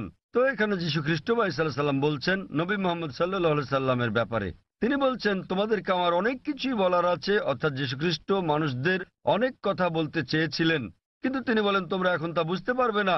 যখন সত্যের প্রতিরূপ আসবেন তিনি তোমাদের সত্যের পথে চালিত করবেন। এখন অনেকে বলতে পারেন এই প্রতিরূপ হচ্ছে পবিত্র আত্মা। তারা বুঝতে অক্ষম যে প্রতিরূপ কোনো পবিত্র আত্মার কথা বোঝায় না। কেন? কয়েকটা অনুচ্ছেদ আগেই গসপেল অফ জনের অধ্যায় নম্বর 16 অনুচ্ছেদ 7 যীশু খ্রিস্ট সাল্লাল্লাহু আলাইহি ওয়াসাল্লাম বলছেন যে তোমাদের ভালোর জন্য আমাকে যেতে হচ্ছে, কেননা আমি না গেলে সত্যের প্রতিরূপ আসবেন না। সুতরাং আমি যদি যাই, আমার প্রস্থানেই তার আগমন নিশ্চিত। সেই প্রতিরূপ এবং শান্তি আসবে যদি যীশুখ্রিস্ট বা সাল্লাম বিদায় নেন। যীশুখ্রিস্ট এই পৃথিবীতে আসার অনেক আগে থেকে এই প্রতিরূপ এখানে ছিলেন। তিনি এখানে ছিলেন যখন যীশুখ্রিস্ট জন্মগ্রহণ করেন, তিনি তখনও ছিলেন যখন তাকে দীক্ষা দেওয়া হয়। তো এই প্রতিরূপ এবং শান্তির দূত কোনো পবিত্র আত্মাকে বোঝায় না, এটা সর্বশেষ এবং চূড়ান্ত নবী মুহাম্মদ সাল্লাল্লাহু সাল্লামের কথা বোঝায়। কারণ ভবিষ্যৎবাণী বলছে তিনি যাই শুনবেন তিনি বহন করবেন। আর আমরা জানি যে নবী মুহাম্মদ সাল্লাল্লাহু আলাইহি ওয়াসাল্লাম সর্বশক্তিমান আল্লাহর কাছ থেকে দৈববাণী পেয়েছিলেন এবং তিনি তা প্রচার করেছিলেন। আর নবী মুহাম্মদ সাল্লাল্লাহু আলাইহি ওয়াসাল্লাম এই পৃথিবীতে একমাত্র ধর্মদূত যিনি যীশুখ্রিস্টকে মহিমান্বিত করেছেন। আর কোনো ধর্মবিশ্বাস নেই যা যীশুখ্রিস্টকে বিশ্বাস করার ব্যাপারে কথা বলে অনুচ্ছেদ তৈরি করে। এই মহিমান্বিত কোরআন নবী মুহাম্মদ সাল্লাল্লাহু আলাইহি সাল্লামের বাণীর কারণে, আর তিনি যে দৈববাণী ধারণ করেছেন সে কারণে 150 কোটিরও বেশি মানুষ আজ যীশুখ্রিস্টকে ঈশ্বরের দূত হিসেবে বিশ্বাস করে থাকে। যদি নবী মুহাম্মদ সাল্লাল্লাহু আলাইহি ওয়াসাল্লাম সেটা না বলতেন, যদি এই কিতাবে তার কথা প্রকাশিত না হতো, তাহলে আমরা বিশ্বাস করতাম না যে যীশুখ্রিস্ট ঈশ্বরের দূত। যেহেতু নবী মুহাম্মদ সাল্লাল্লাহু আলাইহি ওয়াসাল্লাম বলেছেন, আমরা সকল মুসলমান সন্দেহাতীতভাবে বিশ্বাস করি যে যীশুখ্রিস্ট সাল্লাল্লাহু আলাইহি ওয়াসাল্লাম আল্লাহর সবচেয়ে প্রভাবশালী নবীদের মধ্যে একজন। একইভাবে আপনি যদি খ্রিস্টান হন আর আপনার ধর্মগ্রন্থ পড়েন, নবী যীশুখ্রিস্ট সাল্লাল্লাহু আলাইহি ওয়াসাল্লাম ভবিষ্যৎবাণী করে গেছেন সর্বশেষ ও চূড়ান্ত নবী মুহাম্মদ সাল্লাল্লাহু আলাইহি ওয়াসাল্লামের আগমনের ব্যাপারে। এখন যেহেতু আমি তুলনামূলক ধর্ম নিয়ে পড়ি, আমি হয়তো যীশুখ্রিস্ট সম্পর্কে অনেক কিছু জানি, কিন্তু অধিকাংশ মুসলমানই আপনি যদি জিজ্ঞেস করেন যিশুকে ছিলেন, তিনি একজন নবী, কিন্তু আপনি বিস্তারিত জিজ্ঞেস করলে তারা নাও জানতে পারে। তারা বিশ্বাস করে যে তিনি নবী। আমি তুলনামূলক ধর্মতত্ত্ব বাইবেল এগুলো পড়ার পরে হয়তো অন্য মুসলমানদের চেয়ে অনেক বেশি জানি, কিন্তু সকল মুসলমানকে বিশ্বাস করতে হবে যে তিনি একজন নবী। একইভাবে একজন মুসলমান হওয়ার জন্য আপনাকে অন্তত এটা মেনে নিতে হবে যে নবী মুহাম্মদ সাল্লাল্লাহু আলাইহি সাল্লাম নবী মুহাম্মদ আল্লাহর দূত। যদি না মানেন তাহলে হতে পারবেন না, কারণ তিনি সর্বশেষ ও চূড়ান্ত নবী। আপনি হয়তো তার সম্বন্ধে বিস্তারিত জানেন না, কিন্তু আপনাকে বিশ্বাস করতে হবে তিনি একজন নবী। এবার আপনার শেষ প্রশ্নে আসি যে যদি আপনি ইসলাম গ্রহণ করেন আপনাকে নাম পরিবর্তন করতে হবে কিনা। যদি আপনার নামের সাথে শিরক জড়িত থাকে, অর্থাৎ আল্লাহর সাথে অন্য কাউকে শরিক করা, তখনই আপনার নাম পরিবর্তন করাটা আবশ্যিক হবে। আর না হলে আপনার নাম পরিবর্তন করাটা আবশ্যিক নয়, এটা ঐচ্ছিক। আপনি চাইলে এটা করতে পারেন, না চাইলে দরকার নেই। তবু মুসলমান হতে গেলে নাম পরিবর্তন করাটা জরুরি নয়। আপনার বিশ্বাস পরিবর্তন করতে হবে। বিশ্বাস পরিবর্তন মানে বিশ্বাস করা যে ঈশ্বর একজনই, যাকে উপাসনা করা যায়। আর নবী মুহাম্মদ আল্লাহর দূত এবং অন্যান্য সকল নবী আদম আলাইহিস সালাম থেকে শুরু করে নূহ, ইব্রাহিম, মুসা, যিশু এবং সকল নবীদের সাথে নবী মুহাম্মদ সাল্লাল্লাহু আলাইহি সাল্লামের উপরও বিশ্বাস আনা। কেউ যদি বলে যে আমি মুসলমান হতে চাই কিন্তু আমি যীশুখ্রিস্টকে ঈশ্বরের দূত বলে মানি না, একজন মুসলমানের বিশ্বাস করতেই হবে। সে যদি না জেনে থাকে, যে মুহূর্তে আমি তাকে কোরআন দেখাবো কোরআন বলছে, সে বিশ্বাস করা শুরু করবে। সে বিশ্বাস করবে যে যীশুখ্রিস্ট আল্লাহর একজন দূত। একইভাবে একজন মুসলমানের জন্য সকল নবীদের উপর বিশ্বাস আনা উচিত। নবী মুহাম্মদ সাল্লাল্লাহু আলাইহি সাল্লাম ছাড়াও আদম থেকে মুহাম্মদ সাল্লাল্লাহু আলাইহি সাল্লাম পর্যন্ত যারা যারা এসেছিলেন, কিন্তু নাম পরিবর্তন করাটা আবশ্যিক নয়। আপনি বলছেন আপনার ড্রাইভিং লাইসেন্সে নেলসন ম্যান্ডেলা নাম আছে, আপনার পাসপোর্ট আপনাকে পাল্টাতে হবে না, ড্রাইভিং লাইসেন্স বদলাতে হবে না। লোকে আপনাকে নেলসন বলে ডাকতে পারে, কোনো সমস্যা নেই। কিন্তু তারপরেও আপনার মনে যে ঈশ্বর মাত্র একজনই, যাকে উপাসনা করা যায়, তিনি ছাড়া আর কাউকে নয়, এবং নবী মুহাম্মদ ঈশ্বরের একজন দূত। বাকি সকল নবী সহ আদম থেকে শুরু করে যিশু, মুহাম্মদ সাল্লাল্লাহু আলাইহি সাল্লাম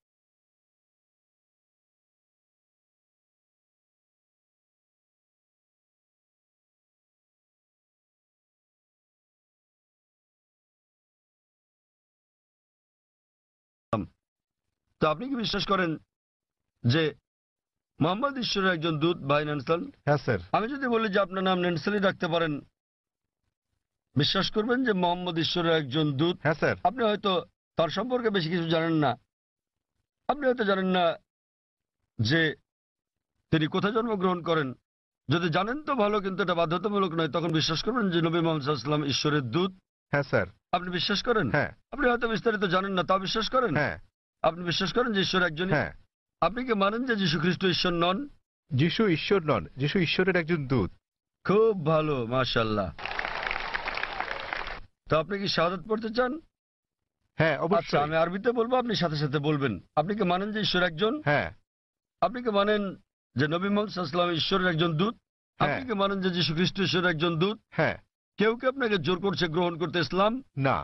কেউ আপনার উপর চাপ প্রয়োগ করছে? না। কোনো অর্থনৈতিক চাপ, টাকা? না।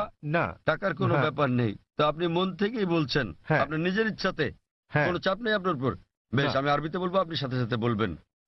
আশহাদু আশহাদু আল্লাহ আল্লাহ ইলাহা ইলাহা ইল্লাল্লাহ ইল্লাল্লাহ ওয়া আশহাদু ওয়া আশহাদু আন্না আন্না মুহাম্মাদান মুহাম্মাদান আবদুহু আবদুহু ওয়া রাসূলুহু। ওয়া রাসূলুহু। মাশাআল্লাহ। আমি সাক্ষ্য দিচ্ছি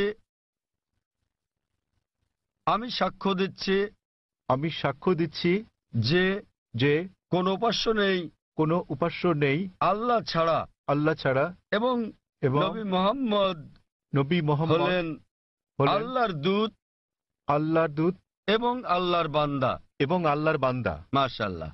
ভাই, আপনি এখন মুসলিম এবং আপনি আল্লাহর কাছে প্রার্থনা করেন যেন তিনি আপনাকে হিদায়াত দেন এবং ইনশাআল্লাহ জান্নাতে জায়গা দেন। এই জীবন হলো পরকালের জন্য পরীক্ষা। তিনি আপনাকে ইনশাআল্লাহ জান্নাতে নিয়ে যাবেন। এবং আমি অন্যান্য ভাইদের প্রতি বলবো যে যখনই কেউ গ্রহণ করবেন ইসলাম, আপনারা বিষয়টার প্রতি খেয়াল রাখবেন এবং আন্তরিকভাবে সহযোগিতা করবেন, আরও সহনশীল হবেন। কারণ আমাদের দিনে একজন নতুন মানুষ আসছেন, তাকে আপনার সামর্থ্য অনুযায়ী সাহায্য সহযোগিতা করুন। এবং ইনশাআল্লাহ আমি দোয়া করছি আপনি আপনার নাম নেলসনই রাখতে পারেন। আপনাকে নাম বদলাতে হবে না, এটা আসলে আবশ্যিক নয়। আপনাকে নাম বদলাতে হবে না, আপনার নাম নেলসনই রাখতে পারেন এবং একই সাথে একজন ধার্মিক মুসলিম হতে পারবেন। কোরআন বুঝে পড়ার চেষ্টা করবেন এবং যতটুকু নির্দেশনা আপনি পাবেন ইনশাআল্লাহ তা প্রয়োগ করেন। এবং আমি আপনাকে অনুরোধ করছি আমার জন্য দোয়া করবেন। ধন্যবাদ স্যার।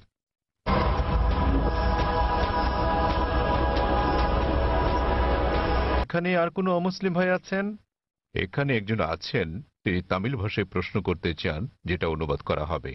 অনুবাদ করার মতো কেউ আছেন? কোনো ভাই অনুবাদ করবেন? হ্যাঁ ভাই, এখানে একজন অনুবাদক আছেন। সবাইকে শুভ সন্ধ্যা। আমি বালাজি ইউরেকা ফরবস কাজ করছি।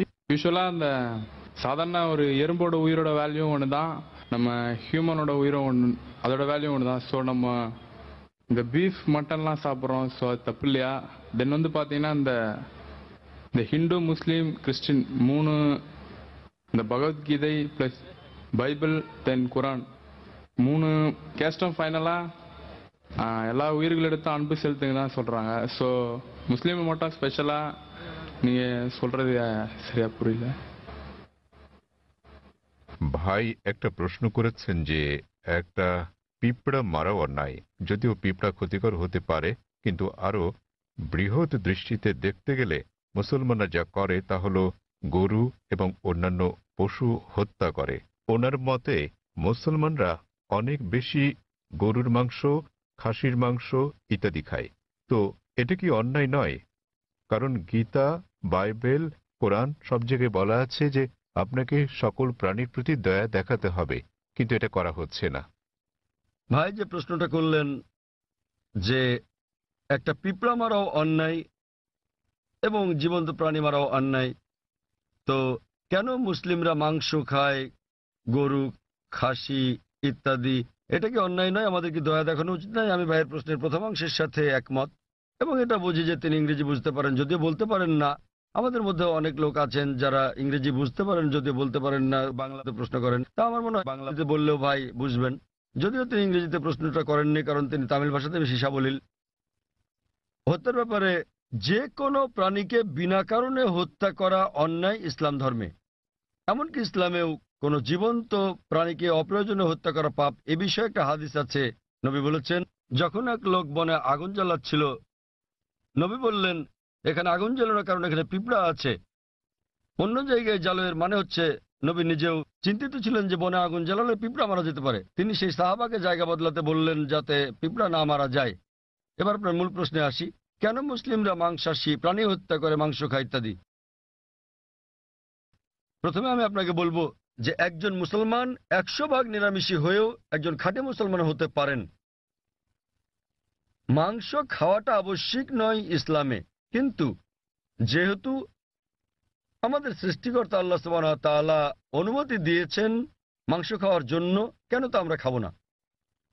আপনি যদি ভেবে দেখেন, পবিত্র কোরআনে বলা আছে সূরা মাইদা অধ্যায় 5 আয়াত নম্বর 1 যে তোমাদের জন্য বৈধ হলো চতুষ্পদ পশু। তাহলে চতুষ্পদ পশু খাওয়া আমাদের জন্য বৈধ।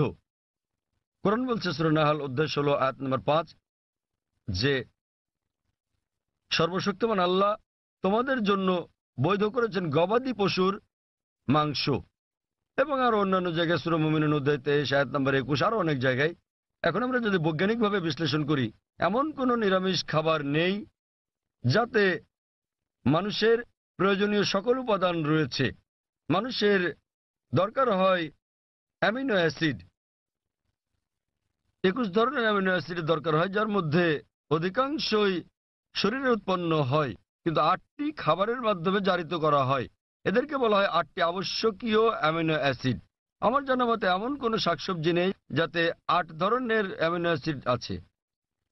তাই এমন কোনো শাকসবজি নেই যেটাকে বলা হয় সম্পূর্ণ খাদ্য। সুতরাং এগুলো আমিষ জাতীয় খাবার থেকেই সংগ্রহ করতে হবে। আপনি যদি আরো বিশ্লেষণ করে দেখেন, আমিষ জাতীয় খাবার এটা পুষ্টিকর, ভিটামিন কে তে ভরপুর। আর আরো গভীরভাবে দেখলে, যদি আপনি দেখেন তৃণভোজী প্রাণীদের দাঁত, গরু, ছাগল, ভেড়া, তাদের দাঁত সমান। তারা শুধু শাকসবজি খায়, শুধু ঘাস খেতে পারে, মাংস খেতে পারে না। আপনি যদি মাংসাশী প্রাণীদের দাঁতগুলো দেখেন, বাঘ, সিংহ, নেকড়ে, চিতা, তাদের সবার সুচালো দাঁত আছে, কুকুরের দাঁতের মতো। এই প্রাণীদেরকে বলা হয় মাংসাশী প্রাণী। তারা শুধু মাংস খায়, তারা শাকসবজি খায় না। আপনি যদি মানুষের দাঁতগুলো ভালো করে দেখেন, আয়নার সামনে গিয়ে, মানুষের আছে সমান দাঁত, আবার সুচালো দাঁতও আছে। যদি সর্বশক্তিমান ঈশ্বর চাইতেন যে আমরা শুধু শাকসবজি খাবো, তাহলে কেন তিনি আমাদের এই সুচালো দাঁত দিলেন? কেউ বলতে পারেন কেন? কারণ সর্বশক্তিমান ঈশ্বর চান যে আমরা দুটোই খাই, মাংসও খাই, শাকসবজিও খাই। মাংস, তিনি যদি চাইতেন যে আমরা শুধু শাকসবজি খাবো, তাহলে তিনি কেন সুচালো দাঁত দিলেন? আবার আপনি যদি মানুষের পরিপাকতন্ত্রটাকে বিশ্লেষণ করে দেখেন, এটা উভয় খাদ্যই হজম করতে পারে, সবজি এবং আমিষ জাতীয় খাবার। তৃণভোজী প্রাণীদের পরিপাকতন্ত্র, গরু, ছাগল, ভেড়া, এরা শুধু শাকসবজি জাতীয় খাবারই হজম করতে পারে, মাংস হজম করতে পারে না। আবার মাংসাশী প্রাণীদের পরিপাকতন্ত্র দেখেন, সিংহ, বাঘ, নেকড়ে শুধু মাংসই হজম করতে পারে, শাকসবজি হজম করতে পারে না। কিন্তু মানুষের পরিপাকতন্ত্রে আছে ক্ষুদ্রান্ত্র এবং বৃহদান্ত্র, এটা উভয় খাদ্য হজম করতে পারে, সবজি আবার আমিষ জাতীয় খাবার, মাংস জাতীয় খাবার। সর্বশক্তিমান ঈশ্বর যদি চাইতেন আমরা খাঁটি নিরামিষী হই, কেন তিনি আমাদের এমন পরিপাকতন্ত্র দিলেন যা উভয় খাদ্য হজম করতে পারে? কিন্তু এটাই স্বাভাবিক। তো আপনি ভেবে দেখেন যে সর্বশক্তিমান ঈশ্বর মানুষকে এমনভাবে সৃষ্টি করেছেন যেন তারা সবজিও খেতে পারে, আবার মাংসও খেতে পারে, নিরামিষ এবং আমিষও। আর অনেক লোকেরই ভুল ধারণা একটা আছে যে অধিকাংশ ধর্মই আমিষ জাতীয় খাবার খেতে নিষেধ করেছে। আবার হিন্দুদের অনেকেই একটা ভুল ধারণার শিকার। তারা মনে করেন যে হিন্দুত্ববাদ আমিষ জাতীয় খাদ্য খাওয়া নিষেধ করে থাকে। আসলে আপনি যদি হিন্দু ধর্মগ্রন্থগুলো পড়েন, যদি পড়েন মনুস্মৃতি অধ্যায় নম্বর 5 অনুচ্ছেদ 30, এতে আছে ঈশ্বর কিছু প্রাণীকে সৃষ্টি করেছেন খাওয়ার জন্য আর কিছু প্রাণীকে খাদ্য হওয়ার জন্য। তাই যারা খাবার হিসেবে তৈরি প্রাণী খেয়ে থাকেন তারা কোনো পাপ করছেন না। আবার মনুস্মৃতিতে উল্লেখ আছে অধ্যায় নম্বর 5 অনুচ্ছেদ 39, সর্বশক্তিমান ঈশ্বর প্রাণীদের সৃষ্টি করেছেন উৎসর্গ করার জন্য। তা যদি এই প্রাণীদেরকে খেয়ে থাকেন কোনো পাপ করছেন না। মনুস্মৃতি অধ্যায় 5 অনুচ্ছেদ 41 আছে যে উৎসর্গের প্রাণীদেরকে হত্যা করা কোনো পাপ নয়। হিন্দু ধর্মের গ্রন্থগুলোতে এরকম অনেক উক্তি আছে যেখানে আমিষ জাতীয় খাবার খাওয়ার কথা বলা হয়েছে। আপনি যদি পড়েন মহাভারত অনুশাসন পর্ব অধ্যায় 88, যুধিষ্ঠির, যিনি পাণ্ডব ভাইদের মধ্যে সবার বড়, তিনি ভীষ্মকে জিজ্ঞেস করলেন যে যজ্ঞতে অর্থাৎ পূজাতে আমরা কি উৎসর্গ করতে পারি যাতে আমাদের পূর্বপুরুষেরা সন্তুষ্ট হবেন।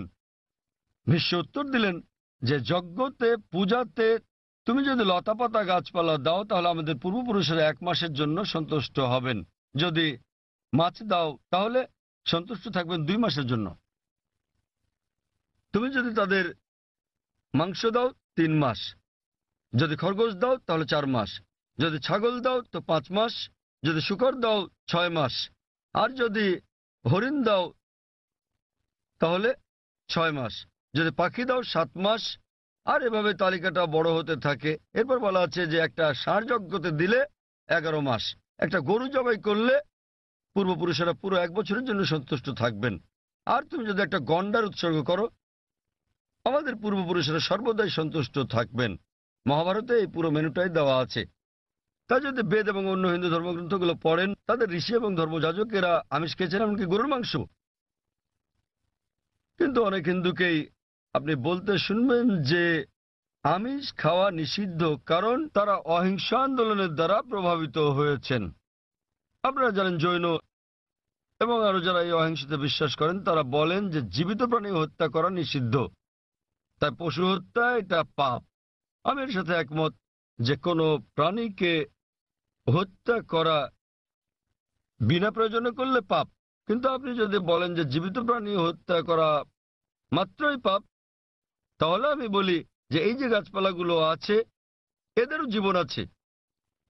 আগে আমরা জানতাম না যে উদ্ভিদের জীবন আছে, তাই তারা বলতো যে গাছ কাটা ঠিক আছে। আজকে আমরা জানি যে এমনকি গাছেরও প্রাণ আছে।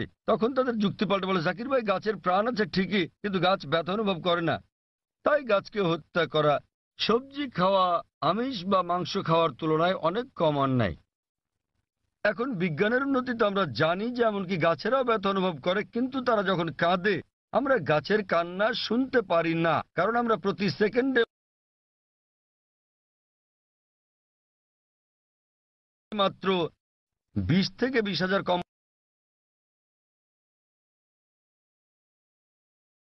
আছে। প্রাণীদের আছে 5টি ইন্দ্রিয়, আর সে কারণে প্রাণী হত্যা করা বেশি অন্যায়।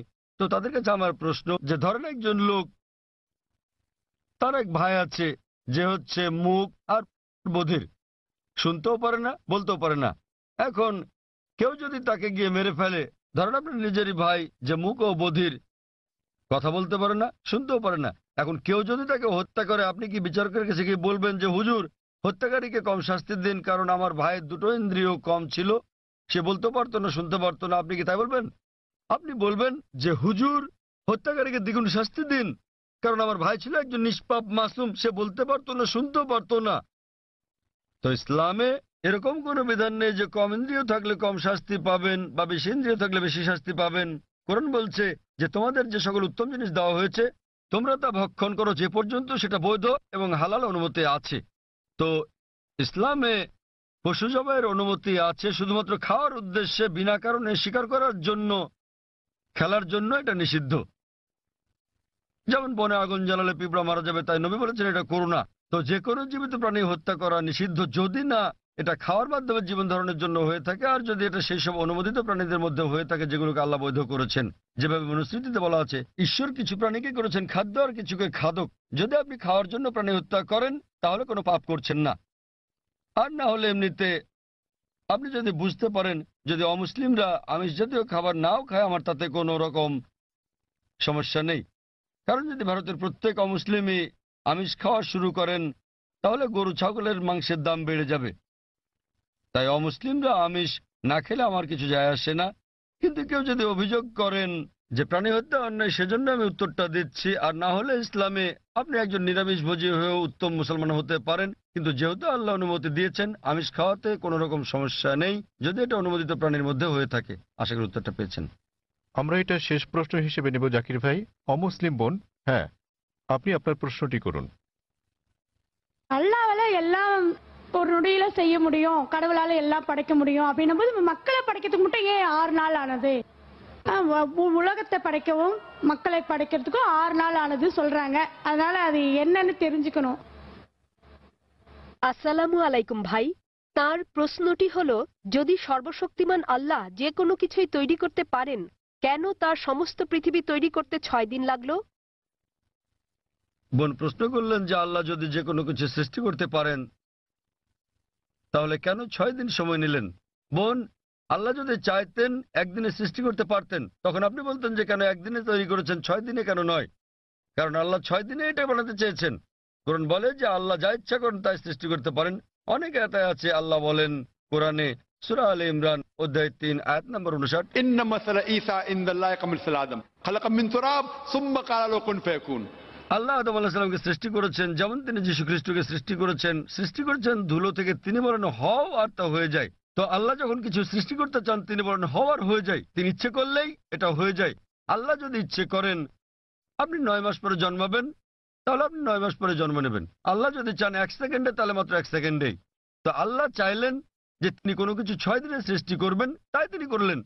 এমন না যে আল্লাহ একদিনে করতে পারতেন না, একদিন কেন 1 সেকেন্ডেও তিনি করতে পারতেন। আল্লাহ চেয়েছেন এটা 6 দিনে বানাতে, সেজন্য 6 দিনে হয়েছে। তো আল্লাহ যাই চান তিনি শুধু বলেন কুন ফায়াকুন, হও আর এটা হয়ে যায়। এই সৃষ্টি জগতে তিনি বলেন হও আর হয়ে গেল। তবে আল্লাহ এটা 6 দিনে বানাতে চেয়েছিলেন, সেজন্য 6 দিনে হয়েছে। এমন না যে তিনি এর চেয়ে কম বা বেশি সময় বানাতে পারতেন না, এটাই তিনি চেয়েছিলেন। আর আল্লাহ যাই ইচ্ছা করেন তাই হয়ে যায় সহজে। আশা করি উত্তরটা পেয়েছেন। এক ভাইয়ের কাছ থেকে একটা অনুরোধ এসেছে যে যারা ইসলাম গ্রহণ করেছেন, আমরা অনুষ্ঠানটা শেষ করার আগে এক ভাই নেলসন ম্যান্ডেলা তিনি গ্রহণ করেছেন ইসলাম। আমি তার হাতে কোরআনের একটি অনুবাদ তুলে দিতে চাই। আমি স্বেচ্ছাসেবক বোনদের অনুরোধ করব তার হাতে একটি কোরআনের অনুবাদ তুলে দিতে, যে মহিলা ইসলাম গ্রহণ করেছেন। নেলসন ম্যান্ডেলাকে অনুরোধ করব, তিনি কে আছেন? নেলসন ম্যান্ডেলা কি এখানে আছেন? হ্যাঁ, অনুরোধ করছি মঞ্চে আসার জন্য যাতে আমি আপনাকে কোরআনের অনুবাদ দিতে পারি।